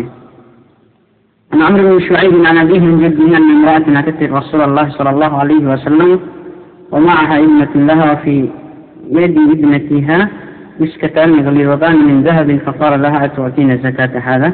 قالت لا. قال أيسرك أن يسورك الله بهما يوم القيامة سوارين من نار؟ قالت فخلعتهما فألقتهما إلى النبي صلى الله عليه وسلم وقالت هما لله عز وجل ولرسوله رواه أبو داود। আমর বিন শুআইব তার পিতা থেকে, তিনি তার দাদা থেকে বর্ণনা করেন যে একদা একটি মহিলা হাতে স্বর্ণের মোটা চুড়ি পরিহিতা তার 2 মেয়েকে সঙ্গে করে রাসূল সাল্লাল্লাহু আলাইহি ওয়াসাল্লামের নিকট এলে তিনি সাল্লাল্লাহু আলাইহি ওয়াসাল্লাম চুরির প্রতি ইঙ্গিত করে জিজ্ঞাসা করলেন, এর কি যাকাত আদায় করো? উত্তরে মহিলাটি বলল না। রাসূলুল্লাহ সাল্লাল্লাহু আলাইহি ওয়াসাল্লাম বললেন, আল্লাহ তোমাকে এই দুটির পরিবর্তে জাহান্নামের অগ্নির 2টি চুরি করালে কি তুমি খুশি হবে? রাবী বলেন, এই কথা শ্রবণ করে মহিলাটি চুরি 2টি খুলে নবী সাল্লাল্লাহু আলাইহি ওয়াসাল্লামকে দিয়ে বললেন, ও 2টি আল্লাহ ও তার রাসূলের উদ্দেশ্যে দিয়ে দিলাম। হাদিসটি আবু দাউদ বর্ণনা করেছেন। আরো একটি হাদিস হযরত আমর বিন শুআইব রাদিয়াল্লাহু আনহু থেকে বর্ণিত। তিনি তার পিতা থেকে, তিনি তার দাদা থেকে বর্ণনা করেন যে 2টি মহিলা একজন স্বর্ণের চুড়ি হাতে দিয়ে আল্লাহর রাসূল সাল্লাল্লাহু আলাইহি ওয়াসাল্লামের নিকট এলে রাসূল সাল্লাল্লাহু আলাইহি ওয়াসাল্লাম বললেন, তোমরা কি এগুলির যাকাত আদায় করো? তারা দুজন বলল না। তিনি বললেন, তোমরা কি এটা পছন্দ করো যে এই 2টির পরিবর্তে আল্লাহ তোমাদেরকে আগুনের 2টি চুরি করাবেন? তারা বলল না। নবী সাল্লাল্লাহু আলাইহি ওয়াসাল্লাম বললেন, তবে এই 2টির যাকাত আদায় করো। হাদিসটি ইমাম তিরমিজি বর্ণনা করেছেন। কিন্তু ইমাম তিরমিজি রাহিমাহুল্লাহ স্বর্ণচাঁদির গয়নার যাকাত সম্পর্কিত হাদিসগুলির ব্যাপারে বলেছেন, ওয়ালা ইয়াসিহু ফি হাযাল বাব আন নবী সাল্লাল্লাহু আলাইহি ওয়াসাল্লাম শাই। অর্থাৎ এই বিষয়ে নবী সাল্লাল্লাহু আলাইহি ওয়াসাল্লাম থেকে সহিহ সূত্রে কোনো হাদিস আসেনি। আল্লাহর রাসূল সাল্লাল্লাহু আলাইহি ওয়াসাল্লামের নিকট এলে রাসূল সাল্লাল্লাহু আলাইহি ওয়াসাল্লাম বললেন, তোমরা কি এগুলির যাকাত আদায় করো? তারা দুজন বলল না। তিনি বললেন, তোমরা কি এটা পছন্দ করো যে এই 2টির পরিবর্তে আল্লাহ তোমাদেরকে আগুনের 2টি চুরি করাবেন? তারা বলল না। এই জন্য দ্বিতীয় দলের বিদ্বানগণ করণীয় গয়নাতে যাকাত ওয়াজিব হওয়ার পক্ষপাতী নন। তারা দলিল হিসেবে কয়েকটি হাদিস উদ্ধৃত করে থাকেন। যেমন একটি হাদিস, রাওয়াল বাইহাকি আন জাবির ইবনে আব্দুল্লাহ সুইলা আনিল হুলি আফিহি যাকাত قال جابر لا فقيل وإن كان يبلغ 1000 دينار قال أكثر। ফিকহুস সুন্নাহ বাইহাকি বর্ণনা করেছেন এই মর্মে যে জাবির রাদিয়াল্লাহু আনহুকে গয়না সম্পর্কে জিজ্ঞাসা করা হয়েছিল, কি এতে যাকাত দিতে হবে? তিনি বলেছিলেন না। বলা হয়েছিল যদি 1000 দিনার পরিমাণ হয় তবু? তিনি বলেছিলেন যদি এর চেয়েও বেশি হয় তবু। ফিকহুস সুন্নাহ প্রথম খণ্ড 289 পৃষ্ঠা। এমনি ভাবে আরো কয়েকটি হাদিস উদ্ধৃত হয়েছে। আম্মা আসমা বিনত আবি বকর كانت تحلي بناتها بالذهب ولا تزكيه نحو من 50,000। ইমাম বাইহাকী আরো বর্ণনা করেন যে আসমা বিনতে আবি বকর তার মেয়েদেরকে স্বর্ণের গয়না পরাতেন, অথচ 50,000 পরিমাণ হওয়া সত্ত্বেও যাকাত দিতেন না। ফিকহুস সুন্নাহ প্রথম খণ্ড 290 পৃষ্ঠা। এমনি ভাবে মুয়াত্তা গ্রন্থে হযরত আয়েশা রাদিয়াল্লাহু আনহা এবং আব্দুল্লাহ বিন উমর রাদিয়াল্লাহু আনহু থেকে অনুরূপ বর্ণনা এসেছে যে তারা তাদের বাড়ির কন্যা সন্তানদেরকে স্বর্ণের গয়না পরাতেন, অথচ তাদের গয়নার যাকাত আদায় করতেন না। খাত্তাবী বলেন, কোরআনের বাহ্যিক নির্দেশ যাকাত ফরজ হওয়ার পক্ষপাতীদেরই সমর্থন করে, এমনি ভাবে কিছু আশারও তাদের সমর্থনে রয়েছে। কিন্তু যারা পক্ষপাতী নন তারাও এক দৃষ্টিভঙ্গির অনুসারী এবং তাদেরও সমর্থনে কিছু আশার এসেছে। তবে সতর্কপূর্ণ ও নিরাপদজনক কথা হলো এই যে উহার যাকাত আদায় করাই ভালো। ফিকহুস সুন্নাহ প্রথম খণ্ড 290 পৃষ্ঠা। অবশ্য কেউ কেউ এই কথাও বলেছেন যে যে ব্যক্তি গয়নাকে ব্যবহারের মাধ্যমে তার দ্বারা উপকৃত হয় বা শুধু ব্যবহারের জন্য নেওয়া হয়, বিক্রির জন্য কিংবা মূলধন হিসেবে সংরক্ষণ করার জন্য নয়, উহার যাকাত লাগবে না। কিন্তু যদি গয়নাকে মূলধন হিসেবে সুযোগে বিক্রির উদ্দেশ্যে সংরক্ষিত করা হয় তাহলে উহার যাকাত দিতে হবে। কিংবা যদি কোনো মহিলা ব্যবহারের জন্য প্রয়োজনের অতিরিক্ত বা স্বভাবত একজন মহিলা যে পরিমাণ গয়না পরে থাকে তার অনেক বেশি গ্রহণ করে তাহলে যাকাত লাগবে, কারণ প্রয়োজনের অতিরিক্তকেও অনুপকারীর শামিল করা হয়েছে। নিম্নরূপ একটি আশারও এসেছে, অর্থাৎ হাদিস এসেছে, عن سعيد بن المسيب أن الحلي إذا لبس وانتفع به فلا زكاة فيه وإذا لم يلبس ولم ينتفع به ففيه الزكاة المرشد في أحكام الزكاة। সাঈদ বিন মুসাইয়িব রাদিয়াল্লাহু আনহু থেকে বর্ণিত, তিনি বলেন, যে গয়না থেকে ব্যবহার করার মাধ্যমে উপকার নেওয়া হয় উহার যাকাত লাগবে না, কিন্তু যে গয়না পরা হয় না ও উপকার নেওয়া হয় না, শুধু সংরক্ষণ করা হয়, উহার যাকাত লাগবে। আল মুরশিদ ফি আহকামিজ যাকাত 75 পৃষ্ঠা। বর্তমান প্রচলিত মুদ্রার যাকাত। সর্বজন বিদিত যে বর্তমান বিশ্বে স্বর্ণ ও চাঁদির মুদ্রার প্রচলন ও ব্যবহার একেবারে উঠে গেছে এবং তার স্থলে প্রত্যেক দেশ আপন আপন মুদ্রা প্রচলন ঘটিয়ে সে দেশের জনগণ সকল ব্যাপারে ওই সব মুদ্রার দ্বারা বিনিময় করে থাকে। আর তার বিভিন্ন প্রকার হয়ে থাকে, কাগজের, অ্যালুমিনিয়ামের ও তামার। এই সকল মুদ্রার যে কোনো হালাল পদ্ধতিতে অর্জন করা হোক, যেহেতু এগুলি স্বর্ণ চাঁদির মুদ্রা স্থান দখল করেছে, এই জন্য স্বর্ণ চাঁদির নিসাবের মূল্য পরিমাণ হওয়াটাই এগুলির নিসাব। 85 গ্রাম স্বর্ণের মূল্য কিংবা 595 গ্রাম চাঁদির মূল্য পরিমাণ কিংবা তার বেশি মুদ্রা হলে ও উহার উপর 1 বছর অতিক্রম হলে শতকরা 2.5 টাকা হারে যাকাত আদায় করতে হবে। ব্যবসার পণ্য দ্রব্যের যাকাত। ব্যবসার পণ্য দ্রব্য বলতে ওই সকল হালাল ও বৈধ বস্তু ও জিনিসকে বোঝানো হয় যাকে লাভের উদ্দেশ্যে কেনা বেচার জন্য প্রস্তুত করে রাখা হয়। আর উহা বহু ধরনের হতে পারে, যেমন খাদ্যদ্রব্য, কাপড় চোপড়, পশু পাখি, জমিনের উৎপন্ন দ্রব্য, যন্ত্রপাতি, হাঁড়ি পাতিল, জমি জমা, ঘর বাড়ি ও উহার রকমারি সামগ্রী, বাহন, পরিবহন ইত্যাদি। ইমাম চতুষ্টয় সহ সকল ফিকহবিদ ও বিদ্বানগণ ব্যবসার পণ্য দ্রব্যের যাকাত লাগবে বলে অভিমত ব্যক্ত করেছেন।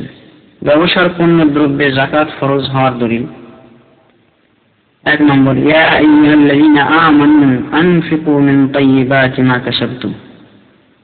হে মুমিনগণ, তোমরা খরচ করো তোমাদের অর্জিত সম্পদের পবিত্র মাল থেকে। সূরা বাকারা 267 নম্বর আয়াত। বিখ্যাত তাবেঈ ইবনে আব্বাসের বিশিষ্ট শিষ্য মুফাসসিরে কোরআন মুজাহিদ বলেন, এই আয়াতটি অবতীর্ণ হয়েছে ব্যবসার ব্যাপারে। এছাড়াও আইনভাবে কামাইকৃত সম্পদের অন্তর্ভুক্ত তো বটেই। আল মুরশিদ 78 পৃষ্ঠা। দ্বিতীয় দলিল: عن سمرة بن جندب قال كان رسول الله صلى الله عليه وسلم يأمرنا أن نخرج الزكاة مما نعده للبيع رواه أبو داود। সামরা বিন জুনদুব রাদিয়াল্লাহু আনহু থেকে বর্ণিত, তিনি বলেন, রাসূলুল্লাহ সাল্লাল্লাহু আলাইহি ওয়াসাল্লাম আমাদেরকে বিক্রির উদ্দেশ্যে প্রস্তুতকৃত সম্পদের অর্থাৎ ব্যবসার সামগ্রীর যাকাত আদায় করতে বলতেন। হাদিসটি বর্ণনা করেছেন আবু দাউদ। ব্যবসার মালের যাকাত দেওয়ার পদ্ধতি। যাকাতি অর্থ বছরের শেষে প্রত্যেক ব্যবসায়ী তার নিকট মজুদ মাল সামগ্রী একত্রিত করে বর্তমান মূল্য হিসাবে তার দাম মূলধন, লভ্যাংশ, ব্যাংক ব্যালেন্স এবং সহযোগ ধার্য বাকি মূল্য সব জমা করে নিসাব পরিমাণ হলে শতকরা 2.5 টাকা করে যাকাত বের করে দিবে। উল্লেখ্য যে ব্যবসা পরিচালনার জন্য স্থায়ী আসবাবপত্রের উপকরণ আদির যাকাত লাগবে না, কারণ ওগুলি বিক্রি করা হয় না। আর যাকাত তো শুধু বিক্রয়যোগ্য আসবাবপত্রের দেওয়ার নির্দেশ। আল মুরশিদ 80 পৃষ্ঠা। যদি কেউ বৎসরের প্রথম থেকে নিসাবের মালিক না হয়, বরং বৎসরের মাঝে মালিক হয়, কিংবা বৎসরের প্রথমে নিসাবের মালিক ছিল কিন্তু বছরের মাঝে কমে গিয়ে বছরের শেষে আবার হয়েছে, এমত অবস্থায় যেদিন থেকে পূর্ণ নিসাবের মালিক হয়েছে সেদিন থেকে সমভাবে সেই নিসাবের উপর 1 বছর অতিক্রম করলে যাকাত লাগবে, অন্যথায় লাগবে না। জমির উৎপাদিত সম্পদের যাকাত। জমিনের উৎপন্ন দ্রব্যের যাকাত দেওয়ার নির্দেশ কোরআন মাজিদে রয়েছে। আল্লাহ বলেন, কুলু মিন সামারিহি ইযা আসমারা ওয়া আতু হাক্কাহু ইয়াওমা হাসাদিহি। উহার ফল আসলে ও পরিপক্ক হলে খাও এবং কর্তন বা মারাইয়ের দিন উহার হক অর্থাৎ যাকাত আদায় করে দাও। এমনি ভাবে হাদিসে এসেছে, قال رسول الله صلى الله عليه وسلم فيما شقت الأنهار والغيم عشور وفيما سقي بالشاقية نصف العشور رواه أحمد والنسائي وأبو داود। যে জমি নদী ও বৃষ্টির পানি দ্বারা আবাদ করা হয় সেই জমির ফসলে উশুর অর্থাৎ 10 ভাগের 1 ভাগ লাগবে, আর যে জমি সেচ দ্বারা আবাদ করা হয় সেই জমির ফসলে 20 ভাগের 1 ভাগ লাগবে। হাদিসটি আহমদ, নাসাই, আবু দাউদ ও মুসলিম বর্ণনা করেছেন।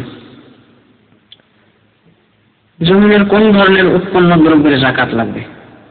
আল্লাহ রাসূল সাল্লাল্লাহু আলাইহি ওয়াসাল্লামের যুগে 4 থেকে 5 প্রকার উৎপন্ন দ্রব্যের যাকাত নেওয়া হতো, যেমনটি বিভিন্ন হাদিস থেকে জানা যায়।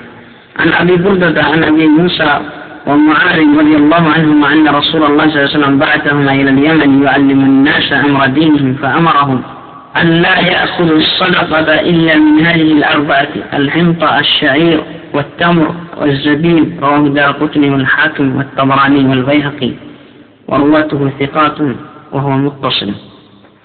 আবু বুরদা রাদিয়াল্লাহু আনহু আবু মুসা ও মুআয রাদিয়াল্লাহু আনহু থেকে বর্ণনা করেন যে রাসূলুল্লাহ সাল্লাল্লাহু আলাইহি সাল্লাম তাদের দুজনকে মানুষকে দ্বীন শিক্ষা দেওয়ার জন্য ইমান পাঠানোর সময় বলেছিলেন যেন তারা এই 4টি বস্তু ছাড়া অন্য কিছুর যাকাত আদায় না করে: গম, জব, খেজুর ও কিশমিশ। হাদিসটি বর্ণনা করেছেন দারাকুতনি, হাকিম, তাবরানী, বাইহাকি। হাদিসটির রাবী নির্ভরযোগ্য, সনদটির মুত্তাসিল। অন্যান্য হাদিসে বেশ কিছু জিনিস উল্লেখ করে বলা হয়েছে এগুলির যাকাত লাগবে না। তার মধ্যে যে একটি নিম্ন উদ্ধৃত হল: عن عطاء بن السائب أن عبد الله بن المغيرة أراد أن يأخذ صدقة من أرض موسى بن طلحة من الخضروات، فقال له موسى بن طلحة: ليس لك ذلك، إن رسول الله صلى الله عليه وسلم كان يقول ليس في ذلك صدقة. رواه الدارقطني والحاكم والأثرم في سننه وهو مرسل قوي. عطاء بن السائب رضي الله عنه বর্ণনা করেন যে আব্দুল্লাহ বিন মুগীরা মুসা বিন তালহার নিকট থেকে শাকসবজির যাকাত নেওয়ার ইচ্ছা ব্যক্ত করলে মুসা বিন তালহা বললেন, তোমাকে এর যাকাত নেওয়ার অধিকার দেওয়া হয়নি, কেননা রাসূলুল্লাহ সাল্লাল্লাহু আলাইহি ওয়াসাল্লাম বলেছেন উহাতে যাকাত লাগবে না। হাদিসটি দারাকুতনি, হাকিম ও আসরাম তার সুনান গ্রন্থে বর্ণনা করেছেন। হাদিসটি শক্তিশালী মুরসাল।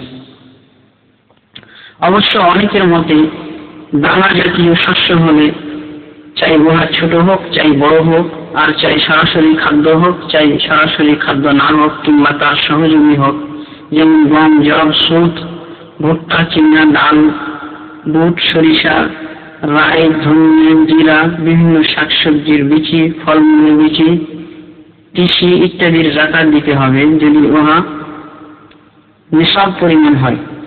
ইবনে কুদামা এই মতকে জমহুর বা অধিকাংশ ফিকহবিদদের বলে উল্লেখ করেছেন। মুগনি দ্বিতীয় খণ্ড 549 নম্বর পৃষ্ঠা। বিশেষ দ্রষ্টব্য: জমিনে যে সমস্ত শস্য বা ফলমূলের যাকাত দেওয়ার কথা বা নির্দেশ কোরআন হাদিসে নেই, যেমন শাকসবজি জাতীয় জিনিস, আম, কাঁঠাল, লিচু, পেঁপে, কলা, লেবু, কমলা লেবু, আপেল, বাঙ্গি, তরমুজ, পেয়ারা, ইক্ষু, পাট ইত্যাদির যদি ব্যবসা করা হয় বা বিক্রি করা হয় তবে উহার যাকাত দিতে হবে। এই মর্মে হাদিস হল: عن سمرة بن جندب قال كان رسول الله صلى الله عليه وسلم يأمرنا أن نخرج الزكاة مما نعده للبيع رواه أبو داود সমরাহ থেকে বর্ণিত তিনি বলেন রাসূলুল্লাহ সাল্লাল্লাহু আলাইহি ওয়াসাল্লাম আমাদেরকে বিক্রির উদ্দেশ্যে প্রস্তুতকৃত বস্তুর যাকাত দেওয়ার নির্দেশ দিতেন। হাদিসটি আবু দাউদ বর্ণনা করেছেন। উল্লেখ্য যে উক্ত বস্তুগুলির মূল্য হিসাব করে যদি নিসাব হয় ও 1 বছর অতিবাহিত হয় তবে যাকাত লাগবে। জমির উৎপন্ন দ্রব্যের যাকাত দেওয়ার নিয়ম সাহাবা ও তাবেঈন থেকে শুরু করে সকল মুসলিম বিদ্বান ঐক্যমতে বলেছেন যে শস্য ফসল ফলমূল যে পর্যন্ত 5 ওয়াসাক পরিমাণ না হবে যাকাত লাগবে না।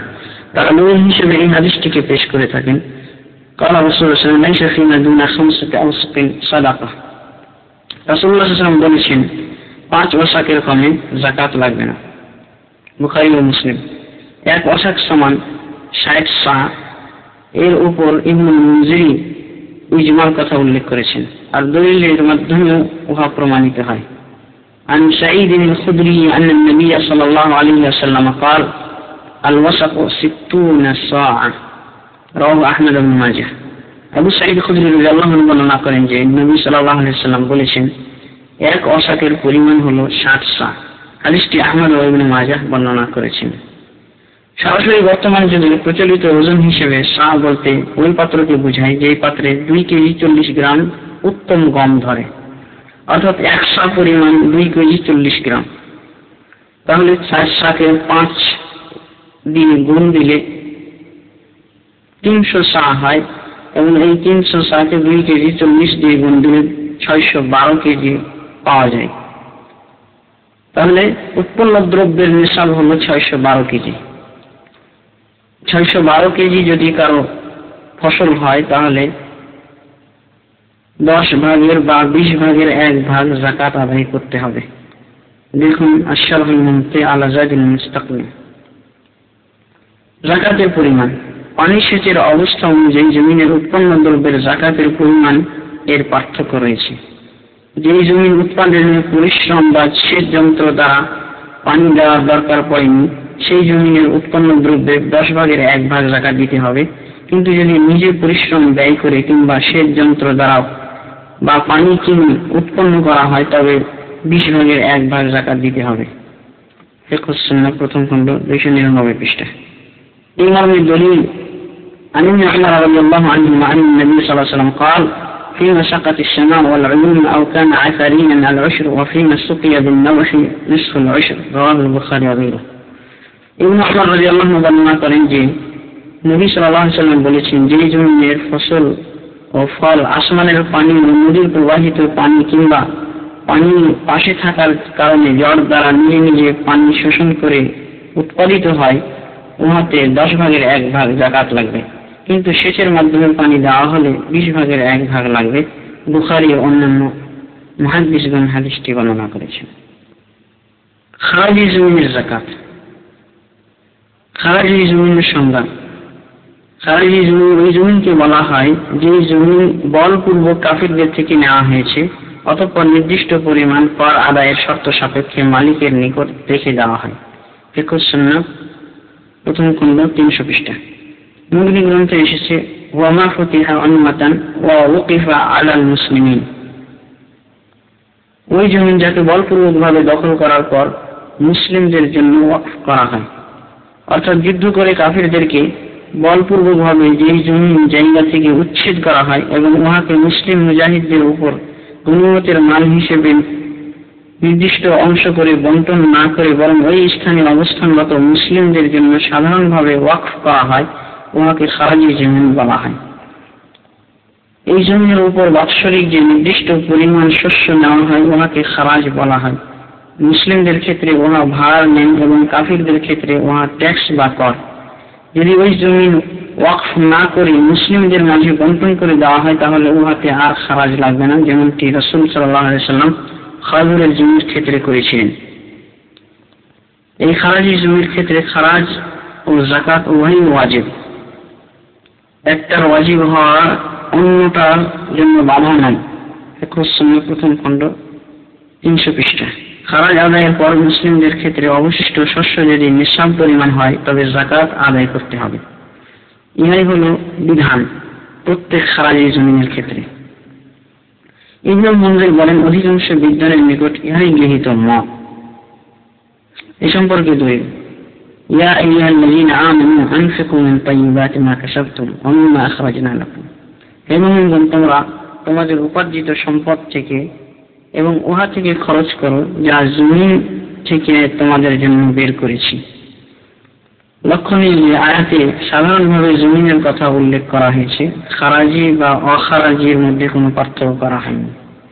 এমনিভাবে রাসূলুল্লাহ সাল্লাল্লাহু আলাইহি ওয়াসাল্লাম বলেছেন, ফি নাসাকাতিস সামা ওয়াল উশর, আসমানের পানি দ্বারা যে শস্য উৎপাদিত হয় তাতে 1/10 যাকাত লাগবে। লক্ষণীয় যে উক্ত হাদিসে কোনো প্রকার জমির শস্য নির্দিষ্ট করা হয়নি, বরং খারাজি ও অখারাজি উভয় প্রকার জমিনের ক্ষেত্রে আসমানের পানি দ্বারা উৎপাদিত শস্যের 1/10 দেওয়ার কথা উল্লেখ করা হয়েছে। জরুরি জ্ঞাতব্য, আমাদের দেশে জমিনের উপর যে খাজনা নেওয়া হয় উহা খারাজ নয়, কারণ জমি খারাজি নয়, বরং মুসলিম জনগণের নিজস্ব মালিকানাতে রয়েছে। পরিমাণের দিক দিয়েও খাজনা খারাজের সমতুল্য নয়। খারাজ হলো জমিনের উৎপন্ন দ্রব্যের ধার্যকৃত নির্দিষ্ট অংশ, অর্ধাঅর্ধেক বা 1/3 বা 1/4 ইত্যাদি। আমাদের দেশে জমিনের মালিকদের নিকট খাজনার নামে বাৎসরিক যে টাকা বা অর্থ নেওয়া হয়, ইহা ইসলামী শরীয়তের পরিপন্থী ও সরকারের পক্ষ থেকে উহা জুলুম ও শোষণের শামিল। কাজে বাধ্য হয়ে সরকারকে এই অর্থ দান করার যুক্তি দিয়ে যাকাত না দেওয়া ঠিক তদ্রূপ বাড়িতে চুরি ডাকাতি হওয়ার দরুন ঋণদাতাকে তার ঋণ পরিশোধ করতে অস্বীকার করা যেত। অথচ এই বিধান আমরা কেউ মানি না, আর উহা বিরূপ ও যুক্তির পরিপন্থী। কাজে কোন বান্দা কর্তৃক অত্যাচারিত হয়ে আল্লাহর হক অর্থাৎ যাকাত, যা একটি ফরজ ইবাদত থেকে বিরত হওয়া মুসলিম ব্যক্তির জন্য আদৌ উচিত নয়। যারা যাকাত দেন না, তওবা করে আজ থেকে তারা দেয়া আরম্ভ করুন। বেতন ও মাসিক ভাড়ার যাকাতের নিয়ম। নিয়মিতভাবে বিভিন্ন কাজকর্মের মাধ্যমে মাসিক যে পারিশ্রমিক লাভ করা হয় তাকে বেতন বলা হয়। এইভাবে বিভিন্ন বস্তু থেকে তথা গাড়ি বাড়ি যন্ত্রপাতি থেকে নির্দিষ্ট পরিমাণ টাকা পয়সার বিনিময়ে বিভিন্নভাবে উপকৃত হওয়ার সুযোগ দেওয়া হয়, ওই বিনিময়কে ভাড়া বলা হয়। এই বেতন ও ভাড়ার সম্পদের যাকাত দেওয়া ফরজ। আল্লাহ তাআলা বলেন, ওয়ানফিকু মিন তাইয়্যিবাতি মা কাসাবতুম, তোমরা খরচ করো অর্থাৎ যাকাত দাও তোমাদের উপার্জিত সম্পদের উত্তম অংশ থেকে। সূরা বাকারা 267 নম্বর আয়াত। শর্ত, সমস্ত প্রকার সম্পদের স্থায়ী শর্তটি এই 2 প্রকার সম্পদের ক্ষেত্রে প্রযোজ্য হবে, আর সেই শর্তটি হলো নিসাব পরিমাণ হওয়া। স্বর্ণচাঁদির নিসাবের বর্তমান মূল্যই হবে বেতন ও ভাড়ার অর্জিত সম্পদের নিসাব। বেতন ও ভাড়ার যাকাত দেওয়ার পদ্ধতি। বেতন ও ভাড়ার যাকাত 3 পদ্ধতিতে দেওয়া যেতে পারে। 1 মাসের বেতন বা ভাড়া যদি নিসাব পরিমাণ অর্থাৎ স্বর্ণের নিসাব হিসাবে 85 গ্রাম স্বর্ণের মূল্য হয় বা চাঁদির নিসাব হিসেবে 595 গ্রাম চাঁদির মূল্য হয়, তবে জমিনের উৎপন্ন দ্রব্যের সহিত সাদৃশ্যতা দান করে প্রতি মাসে উহার যাকাত আদায় করবে। জমিনের সাথে সাদৃশ্যতার জন্য বৎসর পূর্ণ হওয়ার শর্ত বাদ পড়বে, বা বছর পূর্ণ না হলেও যাকাত দেওয়া যায়, যেমনটি ইতিপূর্বে হযরত আলী রাদিয়াল্লাহু আনহু হাদিস থেকে জানা গেছে। আর এই ক্ষেত্রে নিসাব ধরা হবে দৈনন্দিন প্রয়োজনীয় খরচ করার পর অবশিষ্ট অংশের উপর। দেখুন আল মুরশিদ ফি আহকামিজ যাকাত পরিবর্ধিত হবে। 2 বছর পুরা করে যাকাত দিতে চাইলে 2টি পদ্ধতি। ক, প্রতি মাসের বেতন বা ভাড়া যদি নিসাব পরিমাণ হয় তবে তার জমার তারিখের তালিকা তৈরি করে নিজের নিকট সংরক্ষণ করবে এবং সেই তালিকা অনুসারে যেই পরিমাণের উপর 1 বছর অতিক্রম করেছে সেই সম্পদের যাকাত আদায় করবে। এইভাবে যাকাত দেওয়ার জন্য প্রতি কিস্তিতে নিসাব পরিমাণ মাল রাখার শর্ত রয়েছে। কেননা যদি নিসাব পরিমাণ সম্পদ না রাখা হয় তবে জীবনেও কোনদিন যাকাত ফরজ হবে না। তাই এই পদ্ধতি শুধু ওই লোকদের জন্য প্রযোজ্য যারা প্রতি কিস্তিতে নিসাব পরিমাণ বা তদূর্ধ্ব মাল জমা রাখে। খ, বৎসরের প্রতিটি মাস নির্ধারণ করে বৎসরের একটি মাস নির্ধারণ করে সারা বৎসর বিভিন্ন কিস্তিতে জমা রাখবে। ওই টাকা থেকে দৈনন্দিন প্রয়োজনীয় খরচ করার পর অবশিষ্ট সম্পদ যদি নিসাব পরিমাণ হয় তাহলে শতকরা 2.5 টাকা হিসেবে ওনার যাকাত বের করে দিবে। এই পদ্ধতিতে বেতনের যাকাত সর্বপ্রথম আদায় করেন মুআবিয়া রাদিয়াল্লাহু আনহু অতঃপর ওমর বিন আব্দুল আজিজ, দেখুন মুরশিদ ফি আহকামিজ যাকাত 113 পৃষ্ঠা। এই পদ্ধতিতে কিছু মালের বৎসর পূর্ণ হবে আর কিছু মালের বৎসর পূর্ণ হবে না। আর বৎসর পূর্ণ না হওয়ার পূর্বেও যাকাত দেওয়া যায়, যেমনটি ইতিপূর্বে হযরত আলী রাদিয়াল্লাহু আনহু হাদিস থেকে জানা গেছে।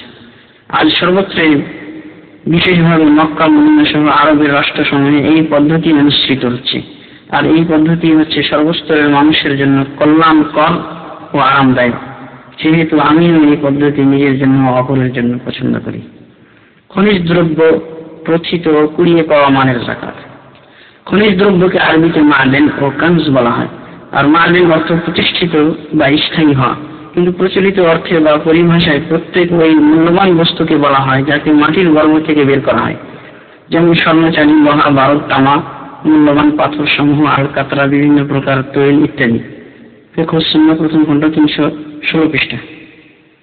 আর জমিনে পতিত ও নিক্ষিপ্ত সম্পদকে আরবিতে রিকাজ ও লোকতাহ বলা হয়। জমিনের গর্ভ হতে যে মূল্যবান সম্পদ পাওয়া যায় তাকেই রিকাজ বলা হয়, চাই সেটা স্রষ্টার রাখা হোক, চাই কোন সৃষ্টি রাখা হোক। সৃষ্টির রাখা অর্থ বহুকাল পূর্বে বসবাসকারীদের গেড়ে রাখা সম্পদ বা জাহিলি যুগের মানুষদের গেড়ে রাখা সম্পদ। মাদেন ও রিকাজ এর ভিতর পার্থক্য এইটুকু করা হয় যে রিকাজ জমিনের গর্ভ থেকে প্রাপ্ত ওই গচ্ছিত সম্পদ যা প্রাপ্ত হতে বেশি কোনো খরচ ও পরিশ্রম লাগে না, যেমন খাল খনন বা কবর খনন করতে গিয়ে পেয়ে যাওয়া। কিন্তু খনিজ অর্থাৎ মাদেন বলতে জমিনের গর্ভ থেকে প্রাপ্ত ওই সম্পদকে বোঝানো হয় যা আহরণ করতে অধিক চেষ্টা ও খরচের প্রয়োজন পড়ে। ফিকহ সুন্নাহ প্রথম খণ্ড 317 পৃষ্ঠা। নিক্ষিপ্ত বা কুড়িয়ে পাওয়া সম্পদের যদি প্রচার করে মালিক না পাওয়া যায়, কিংবা এমন জমি পাওয়া যায় যে জমির কোনো খাস মালিক নেই, বা মরুভূমিতে পাওয়া যায়, বা এমন রাস্তায় পাওয়া যায় যে রাস্তায় সচরাচর মানুষ চলাচল করে না, তবে উহার মালিক প্রাপকই হবে এবং তাকে এই সম্পদের যাকাত লাগবে। এমন দলিল আল্লাহ তাআলা বলেন, ইয়া আইয়ুহাল্লাযীনা আমানু আনফিকু মিন তাইয়্যিবাতি মা কাসাবতুম ওয়া মিম্মা আখরাজনা লাকুম মিনাল আরদ। হে মুমিনগণ, তোমরা তোমাদের উপার্জিত উত্তম সম্পদ থেকে এবং যা আমি তোমাদের জন্য জমিন থেকে নিষ্ক্রান্ত করি তা থেকে খরচ করো। উপরোক্ত সম্পদের নিসাব ও যাকাতের নিয়ম। সর্বসম্মতিক্রমে কম হোক বেশি হোক সকল অবস্থায় 1/5 যাকাত দিতে হবে। এর কোনো নির্ধারিত নিসাব নেই, তবে ইমাম শাফিঈ রাহমাতুল্লাহ আলাইহি তার শেষোক্তিতে নিসাবের শর্ত করেছেন, কিন্তু বছর পূর্তির শর্ত কেউ করেননি। দলিল عن عمرو بن شعيب عن أبيه عن جده قال سئل رسول الله صلى الله عليه وسلم عن اللقطة فقال ما كان في طريق مأتين أو قرية عامرة فعرفها سنة فإن جاء صاحبها وإلا فلك وما لم يكن في طريق مأتين ولا في قرية عامرة ففيه وفي الركاز الخمس رواه النسائي وأبو داود। আমর বিন শুআইব তার পিতা থেকে, তিনি তার দাদা থেকে বর্ণনা করেন, তিনি অর্থাৎ দাদা বলেন, রাসূলুল্লাহ সাল্লাল্লাহু আলাইহি ওয়াসাল্লামকে জমিনে নিপতিত বস্তু সম্পর্কে জিজ্ঞাসা করা হলে তিনি বলেছেন, যদি উহা চালু রাস্তায় কিংবা আবাস জনপদে পাওয়া যায় তবে 1 বছর যাবৎ প্রচার করো। যদি এর ভিতর তার মালিক এসে যায় তবে উহারই প্রাপ্য, আর যদি না আসে তাহলে উহা তোমার হয়ে যাবে। আর যদি এমন রাস্তায় পাওয়া যায় যে রাস্তায় সচরাচর মানুষ চলে না কিংবা আবাস জনপদ নয়, তবে উহাতে এবং পতিত সম্পদে 1/5 যাকাত লাগবে। হাদিসটি আবু দাউদ, নাসাঈ ও আহমদ বর্ণনা করেছেন। পশুর যাকাতের বর্ণনা। বহু সহিহ হাদিস দ্বারা পশুর যাকাতের ফরজিয়ত সাব্যস্ত হয়েছে, তবে ধারাভাবে সব পশুর যাকাত দেওয়া ফরজ নয়, বরং নির্দিষ্ট কিছু পশু যথা উট, গরু, মহিষ, দুম্বা, ছাগল ও ভেড়ার যাকাত লাগবে। এছাড়া অন্য কোনো পশুর যাকাত লাগবে না, যেমন ঘোড়া, গাধা, খচ্চর। এমনিভাবে দাস দাসীরও যাকাত লাগবে না। রাসূল সাল্লাল্লাহু আলাইহি ওয়াসাল্লাম বলেছেন, লাইসা আলাল মুসলিমি ফি ফারাশিহি ওয়া গুলামিহি সাদাকা, মুত্তাফাকুন আলাইহি। মুসলিম ব্যক্তির ঘোড়া, দাস দাসীর যাকাত নেই, বুখারী ও মুসলিম। এমনিভাবে আরো একটি হাদিস এসেছে, আনিন নবী সাল্লাল্লাহু আলাইহি ওয়াসাল্লাম قال ليس في الجبهة ولا في النخة ولا في القصعة صدقة رواه البيهقي في السنن الكبرى। নবী সাল্লাল্লাহু আলাইহি ওয়াসাল্লাম বলেছেন, ঘোড়াতে, দাস দাসীতে এবং গাধাতে যাকাত লাগবে না। যে সমস্ত পশুর যাকাত দেওয়া ফরজ তার কিছু শর্ত শারাইত রয়েছে। 1 নিসাব পরিমাণ হলে, 2 1 বছর পূর্ণ হলে, 3 স্বাধীনভাবে চড়ে বেড়ালে, 4 চাষাবাদ বা অন্য কোনো কাজের জন্য ব্যবহৃত না হলে। যদি কোনো কাজে ব্যবহৃত হয় তাহলে সেই পশুর যাকাত লাগবে না। প্রথম শর্তের দলিল রাসূল সাল্লাল্লাহু আলাইহি ওয়াসাল্লাম বলেছেন, লাইসা ফীমা দুনা খামসি যাওদিন সাদাকা, 5 উটের কমের যাকাত নেই। বুখারী ও মুসলিম। অন্য হাদিসে এসেছে, ওয়াফিল গানামি ফি শাইমাতিহা ফি কুল্লি 40 শাআতান, রাওয়াহুল বুখারী। স্বাধীনভাবে মাঠে চড়ে বেড়ায় এমন ছাগলের প্রতি 40-এ 1টি করে ছাগল লাগবে। বুখারী। وعن مسروق أن النبي صلى الله عليه وسلم بعث معاذا إلى اليمن وأمره أن يأخذ من البقر من كل 30 تبيعة ومن كل 40 مسنة، رواه النسائي والترمذي। مسروق رضي الله عنه থেকে বর্ণিত, নবী সাল্লাল্লাহু আলাইহি ওয়াসাল্লাম মুআয রাদিয়াল্লাহু আনহুকে ইয়েমেনে পাঠানোর সময় গরুর প্রতি 30টিতে 1 বছর বয়সী মাদি বাছুর এবং প্রতি 40-এ 2 বছর বয়সী মাদি বাছুর নেওয়ার নির্দেশ দিয়েছেন। হাদিসটি নাসাঈ ও তিরমিজি বর্ণনা করেছেন। দ্বিতীয় শর্তের দলিল, নবী সাল্লাল্লাহু আলাইহি ওয়াসাল্লাম বলেছেন, লা যাকাতা ফী মালিন হাত্তা ইয়াহুলা আলাইহি আল-হাউল, রাওয়াহু ইবনে মাজাহ ওয়াল বাইহাকী ওয়াল দারাকুতনী। কোন মালে যাকাত নেই যতক্ষণ না উহার উপর 1 বছর অতিক্রম করে। হাদিসটি বর্ণনা করেছেন ইবনে মাজাহ ও বাইহাকী। তৃতীয় শর্তের দলিল, প্রথম শর্তের দলিলে উল্লেখিত হয়েছে। চতুর্থ শর্তের দলিল, عن علي رضي الله عنه عن النبي صلى الله عليه وسلم في صدقة البقر قال وليس في العوامل شيء، رواه أبو داود। আলী রাদিয়াল্লাহু আনহু থেকে বর্ণিত, তিনি নবী সাল্লাল্লাহু আলাইহি ওয়াসাল্লাম থেকে গরুর যাকাত সম্বন্ধে বর্ণনা করেন, কার্যে ব্যবহৃত হলে তাতে কিছু লাগবে না। আবু দাউদ। পশু কেমন ধরনের হতে হবে? যাকাত নেওয়ার সময় পশুর মালিকদের হক বা ফকিরদের হক যাতে নষ্ট না হয় সেদিকে লক্ষ্য রাখতে হবে। এই জন্য সবচেয়ে উত্তমটা নেওয়া ঠিক নয়, তবে যদি মালিক সন্তুষ্ট চিত্তে নিজ ইচ্ছায় উহা দেয় সেটা স্বতন্ত্র কথা। রাসূল সাল্লাল্লাহু আলাইহি ওয়াসাল্লাম বলেছেন, ইয়াকা ওয়া তারাইনা আমওয়ালিহিম, হে মুআয তাদের সর্বোত্তম মাল নেওয়া থেকে সংযত থাকবে। বুখারী মুসলিম। এমনিভাবে ফকিরদেরও হক এর প্রতি লক্ষ্য রাখতে হবে। ত্রুটিপূর্ণ, ব্যাধিগ্রস্ত বা কানা খড়া ইত্যাদি নেওয়া চলবে না। মোট কথা মালিকের মধ্যম পর্যায়ের পশু নিতে হবে। আবু বকর রাদিয়াল্লাহু আনহু বাহরাইনে নিযুক্ত গভর্নর হযরত আনাস রাদিয়াল্লাহু আনহুর নিকট লিখিত যাকাতের বিধান সম্বলিত চিঠিতে লিখেছিলেন, লা ইউখরাজু ফি সাদাকাতি হারিমাতুন ওয়ালা যাতু আইওয়া ওয়ালা তাইসু ইল্লা মা শাআ আল-মুসাদ্দিক, রাওয়াহুল বুখারী। পশুর যাকাত বের করার সময় বৃদ্ধ, কানা ও নর নেওয়া চলবে না, কিন্তু যদি কোনো কারণবশত যাকাত আদায়কারী উহা নিতে সম্মত হয় তবে চলবে। বুখারী। বন্ধুগণ, এবার আপনাদের সম্মুখে মাসারিফুজ যাকাত অর্থাৎ যাকাত প্রদানের খাত সম্পর্কে আলোচনা করব। কোরআন মাজিদে 8 প্রকারের লোককে যাকাতের হকদার বলে গণ্য করা হয়েছে। আল্লাহ তাবারক ওয়া তাআলা বলেন, ইন্নামাস সাদাকাতু লিল ফুকারা'i ওয়াল মাসাকিন ওয়াল 'আমিলিনা 'আলাইহা ওয়াল মুআল্লাফাতি কুলুবুহুম ওয়া ফির রিকাব ওয়াল গারিমিন ওয়া ফি সাবিলিল্লাহি ওয়া ইবনিস সাবিল ফরিদাতান মিনাল্লাহ ওয়াল্লাহু আলিমুন হাকীম। সাদাকা অর্থাৎ যাকাত শুধু ফকির, মিসকিন, সাদাকার সংশ্লিষ্ট কর্মচারী, ওই কাফির যার অন্তর আকৃষ্ট করা উদ্দেশ্য, গর্দান মুক্তি অর্থাৎ দাস স্বাধীন, ঋণগ্রস্ত, আল্লাহর রাস্তা ও মুসাফিরদের জন্য। ইহা আল্লাহর কর্তৃক সুনির্দিষ্ট। আল্লাহ অতি জ্ঞানী, হিকমত সম্পন্ন। সূরা তাওবা 60 নম্বর আয়াত। খাতগুলির সংক্ষিপ্ত ব্যাখ্যা। 1. ফকির। ফকির ওই ব্যক্তি যে নিঃস্ব, অঙ্গ প্রত্যঙ্গ ছাড়া আর কিছুরই মালিক নয়, কিংবা সামান্য কিছু মাল রয়েছে যার দ্বারা কোনো প্রয়োজন মেটে না। 2. মিসকিন। অনেকের মতে ফকির ও মিসকিন অর্থ একই। আবার কেউ বলেছেন মিসকিন ওই ব্যক্তি যার কোনো ক্ষেত্রে প্রয়োজন মেটানোর অর্থ সম্বল আছে কিন্তু আরো বহু জরুরি প্রয়োজন মেটাতে ব্যর্থ। এই ধরনের ব্যক্তির জন্য যাকাতের মানে অংশ রয়েছে। এই ধরনের ব্যক্তি যাকাতের মাল থেকে নেওয়ার ব্যাপারে আবেদন করতে পারে। উল্লেখ্য যে যদি নিজের আত্মীয় স্বজনের ভিতর ফকির মিসকিন থাকে তবে তারা অগ্রাধিকারযোগ্য। ফকির মিসকিনকে তাদের সংখ্যা ও যাকাতের মালের পরিমাণ অনুপাতে যেই পরিমাণ দেওয়া সম্ভব সেই পরিমাণ দিতে হবে। ঊর্ধ্বে একজন ফকির ও মিসকিনকে তার ও তার পরিবারের ভরণ পোষণ ও অন্যান্য নিত্য প্রয়োজনীয় খরচের জন্য 1 বৎসরে যেই পরিমাণ অর্থের প্রয়োজন সেই পরিমাণ অর্থ দেওয়া যাবে। 3.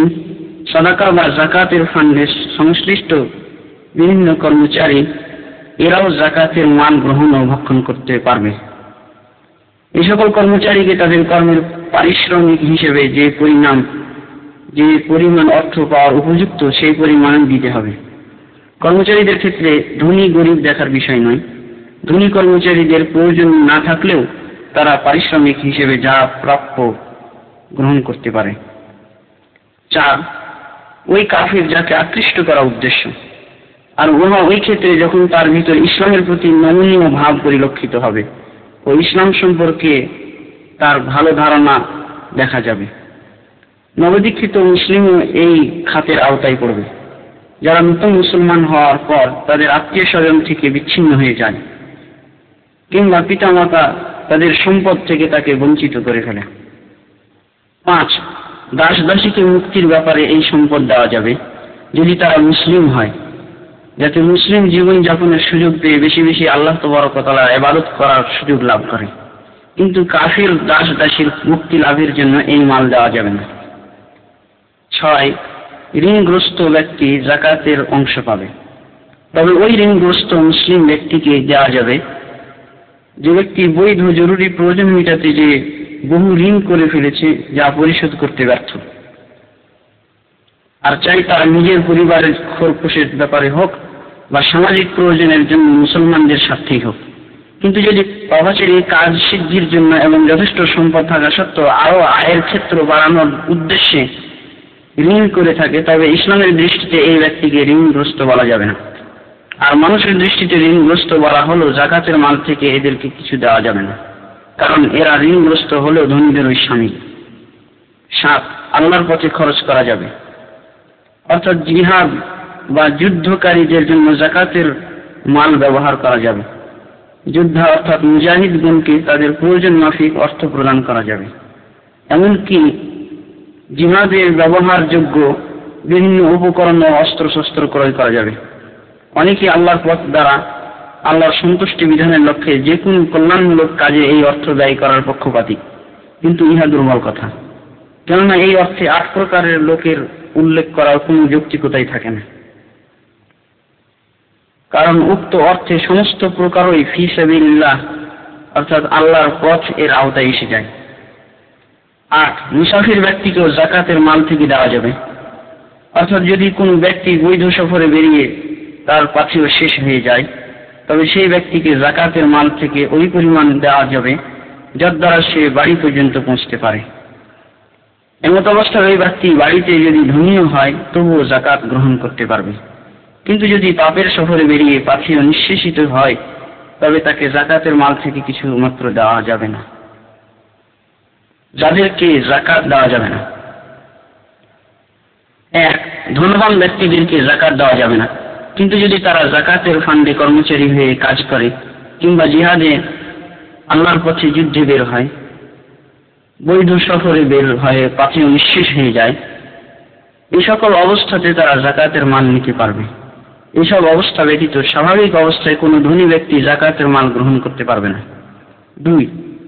সুস্বাস্থ্য সম্পন্ন ব্যক্তি যদি উপার্জনকারী অর্থাৎ চাকুরিজীবী হয় তবে এই ব্যক্তিকে যাকাত দেওয়া যাবে না, কিন্তু সুস্বাস্থ্যবান ব্যক্তি যদি চাকুরিবিহীন হয় কিংবা চাকুরিজীবী কিন্তু যে পারিশ্রমিক ও বেতন লাভ করে তাতে অনেক জরুরি প্রয়োজন মেটানো সম্ভব হয় না, তবে তাকে মিসকিনের আওতায় ফেলে যাকাতের মাল দেওয়া যাবে।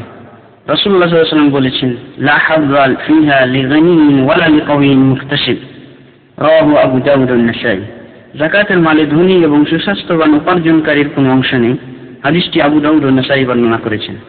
3. কাফির মুশরিক ও আল্লাহ দ্রোহী কোনো ব্যক্তিকে যাকাত দেওয়া যাবে না, কারণ রাসূলুল্লাহ সাল্লাল্লাহু আলাইহি ওয়াসাল্লাম বলেছেন, তুখাযু মিন আগনিয়াইহিম ওয়া তুরাদ্দু আলা ফুকারাইহিম। যাকাত মুসলমান ধনী শ্রেণী থেকে আদায় করে তাদের ফকির শ্রেণীর ভিতর বণ্টন করা হবে। কাফিরদের মধ্যে যাদের ভিতর নমনীয় ভাব লক্ষ্য করা যাবে তাদেরকে আরো আকৃষ্ট করার জন্য দেওয়া যায়, এবং এই ধরনের কাফিরের হক স্বীকৃত রয়েছে। 4. মাতা পিতা ও ছেলে সন্তানদেরকে যাকাত দেওয়া যাবে না। এমনিভাবে দাদা দাদি পুত্র পুত্রীদেরকেও যাকাত দেওয়া যাবে না, কারণ তাদের ভরণ পোষণের দায়িত্ব তারই উপর ন্যস্ত, কাজে তার ধনী হওয়ার কারণে তারাও আনুষঙ্গিকভাবে ধনী, রাসূলুল্লাহ সাল্লাল্লাহু আলাইহি ওয়াসাল্লাম এক ব্যক্তিকে বলেছিলেন, আনতা ওয়া মালুকা লিআবিক, রাওয়াহু ইবনে মাজাহ, তুমি এবং তোমার সম্পদ সবাই তোমার পিতার, ইবনে মাজাহ। 5 হাশিম বংশের জন্য যাকাত হারাম, কাজেই তাদেরকে যাকাত দেওয়া যাবে না। হাশিম বংশ বলতে নবী সাল্লাল্লাহু আলাইহি ওয়াসাল্লামের বংশের আলী, আকিল, জাফর, আব্বাস ও হারিস পরিবারের সদস্য ক্রমান্বত ধারায় সকলের উপর হারাম। ফিকহুস সুন্নাহ প্রথম খণ্ড 339 পৃষ্ঠা। রাসূলুল্লাহ সাল্লাল্লাহু আলাইহি ওয়াসাল্লাম বলেছেন, ইন্না সাদাকাতা লা তানবাগি লিআলি মুহাম্মাদিন ইন্নামা হিয়া আওসাখুন নাস। মুহাম্মদ পরিবারের জন্য সাদাকা অর্থাৎ যাকাত সমীচীন নয়, কারণ উহা মানুষের ময়লা। মুসলিম শরীফ। বন্ধুগণ, এবার যাকাতুল ফিতর সম্পর্কে আলোচনা। যাকাতুল ফিতরের হুকুম। যাকাতুল ফিতর ফরজ বা ওয়াজিব। عن ابن عمر رضي الله عنهما قال فرض علينا رسول الله صلى الله عليه وسلم زكاة الفطر من رمضان صاعا من تمر أو صاعا من شعير على العبد والحر والذكر والأنثى والصغير والكبير من المسلمين متفق عليه. হযরত ইবনে উমর রাদিয়াল্লাহু আনহু থেকে বর্ণিত, তিনি বলেন, রাসূলুল্লাহ সাল্লাল্লাহু আলাইহি ওয়াসাল্লাম রমজান মাসের ফিতরের রোজা সমাপ্তির যাকাত ফরজ করেছেন 1 সা পরিমাণ করে খেজুর ও জব থেকে মুসলিম দাস, স্বাধীন, নর নারী, ছোট বড় সকলের উপর। বুখারী ও মুসলিম। কখন ফরজ করা হয়েছে? যাকাতুল ফিতর দ্বিতীয় হিজরি শাবান মাসে ফরজ করা হয়েছে। যাকাতুল ফিতরের হিকমত। বিভিন্ন ত্রুটি বিচ্যুতি ও রোজার গৃহীত কাজ তথা পাপ পঙ্কিলতা থেকে রোজাকে পবিত্র করা এবং ফকির মিসকিনদেরকে খাদ্য দান করে ঈদের দিনে তাদেরকে ভিক্ষা করা থেকে অবসর দান করা। দলিল। عن ابن عباس رضي الله عنهما قال فرض رسول الله صلى الله عليه وسلم زكاة الفطر طهرة للصائم من اللغو والرفث وطعمة للمساكين رواه أبو داود وابن ماجه والدارقطني. ইবনে আব্বাস রাদিয়াল্লাহু আনহুমা থেকে বর্ণিত, তিনি বলেন, রাসূলুল্লাহ সাল্লাল্লাহু আলাইহি ওয়াসাল্লাম ফিতরার যাকাত ফরজ করেছেন রোজা পালনকারীর রোজাকে ত্রুটি বিচ্যুতি থেকে পবিত্র করার জন্য এবং মিসকিনদের খাদ্যের ব্যবস্থার জন্য। হাদিসটি আবু দাউদ, ইবনে মাজাহ ও দারাকুতনি বর্ণনা করেছেন। কার উপর ফরজ? মুসলিম দাস, স্বাধীন, নর নারী, ছোট বড় সকলের উপর ফরজ। ইতিপূর্বে এর দলিল উল্লেখিত হয়েছে। আদায় করার সময়সীমা। শেষ রোজার দিন সূর্য ডুবার পর ফরজ হয়, তখন থেকে শুরু করে ঈদের নামাজের পূর্ব পর্যন্ত দেওয়া যাবে।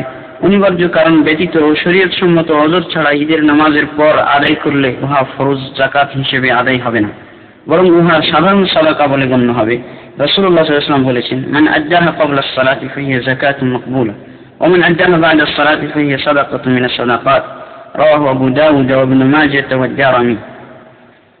যে ব্যক্তি যাকাতুল ফিতর নামাজের পূর্বে আদায় করবে তার জন্য উহা যাকাত বলে গণ্য হবে, আর যে ব্যক্তি নামাজের পর আদায় করবে উহা অন্যান্য সাধারণ সাদাকার ন্যায় বলে গণ্য হবে। আবু দাউদ, ইবনে মাজাহ ও দারকুতনি। তবে কেউ যদি ঈদের 1-2 দিন পূর্বে আদায় করতে চায় তবে উহা জায়েজ আছে, কারণ ইবনে উমর রাদিয়াল্লাহু আনহু ঈদের 1 দিন বা 2 দিন পূর্বে আদায় করতেন। বুখারী। কোন জিনিস থেকে আদায় করা হবে? সচরাচর মানুষ যে খাদ্য খায় সেই খাদ্য থেকে আদায় করবে। মানুষের খাদ্যদ্রব্য ছাড়া অন্য কোনো খাদ্যদ্রব্য বা খাদ্যদ্রব্য ব্যতীত কাপড় চোপড়, বাসন কোসন, অন্যান্য জিনিসপত্র যাকাত হিসেবে বের করা যাবে না। এমনকি যাকাতের পরিমাণ খাদ্যদ্রব্যের মূল্য দেওয়া যাবে না, কারণ রাসূলুল্লাহ সাল্লাল্লাহু আলাইহি ওয়াসাল্লাম ও সাহাবাদের যুগে অন্যান্য ক্ষেত্রে মূল্যের প্রচলন থাকা সত্ত্বেও এই ক্ষেত্রে মূল্য আদায় করেননি। দলিল। عن أبي سعيد الخدري رضي الله عنه قال كنا نخرج يوم الفطر في عهد النبي صلى الله عليه وسلم صاعا من طعام وكان طعامنا الشعير والزبيب والعقط والتمر رواه البخاري ومسلم. আবু সাঈদ খুদরি রাদিয়াল্লাহু আনহু বলেন, আমরা নবী সাল্লাল্লাহু আলাইহি ওয়াসাল্লামের যুগে খাদ্যদ্রব্য থেকে 1 সা যাকাত আদায় করতাম, আর সে সময় আমাদের খাদ্য ছিল জব, কিশমিশ, পনির ও খেজুর। বুখারী ও মুসলিম। কত পরিমাণ যাকাত দিতে হবে? সকল প্রকার খাদ্যদ্রব্য থেকে 1 সা পরিমাণ যাকাত দিতে হবে। ইহাই বিভিন্ন সুন্নি হাদিসের দাবি এবং নবী সাল্লাল্লাহু আলাইহি ওয়াসাল্লাম ও 4 খলিফার যুগের বাস্তব আমল। কিন্তু মুআবিয়া রাদিয়াল্লাহু আনহু তার খেলাফত কালে অর্ধ সা দেওয়ার ব্যাপারে যুক্তিভিত্তিক একটা মতামত ব্যক্ত করেছিলেন।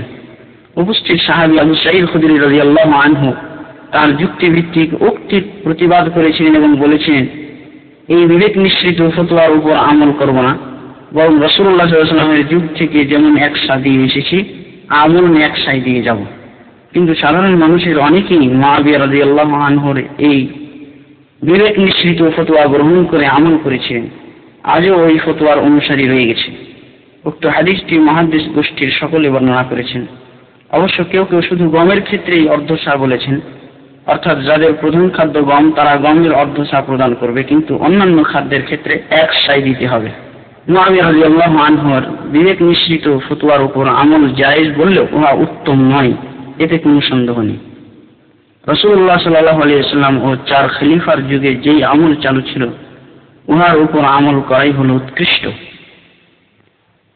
বর্তমান প্রচলিত পরিমাপ অনুযায়ী সা অর্থাৎ তদানীন্তন যুগের ওজন পাত্রের পরিমাণ 2 কেজি 40 গ্রাম, কেউ কেউ 2.25 কেজি এবং 3 কেজি পর্যন্ত বলেছেন, কিন্তু প্রথমোক্ত পরিমাণই তুলনামূলক নির্ভুল। সৌদি আরবের অনেজা শহরে মাটি খনন করতে গিয়ে হযরত যায়েদ বিন সাবিত রাদিয়াল্লাহু আনহুর নাম লেখা একটি পাত্র অর্থাৎ সা পাওয়া গিয়েছিল, যার ধারণ ক্ষমতা 2 কেজি 40 গ্রাম হয়েছে। এই যাকাতের হকদার কারা? 8 প্রকারের হকদারদের দেওয়া যাবে, কিন্তু ফকির মিসকিন ও ঋণগ্রস্তরা অগ্রাধিকারযোগ্য। বন্ধুগণ, এখানেই শেষ হলো সংক্ষিপ্তভাবে যাকাতের বিভিন্ন জরুরি মাসলা মাসাইলের আলোচনা। আল্লাহ আমরা এই পর্যন্ত যা শুনলাম সেই অনুযায়ী আমল করার তৌফিক দান করুন। আল্লাহুম্মা আমিন। আস্তাগফিরুল্লাহ লি ওয়া লাকুম ওয়া লিসাইরিল মুসলিমিন। আসসালামু আলাইকুম ওয়া রাহমাতুল্লাহি ওয়া বারাকাতুহু।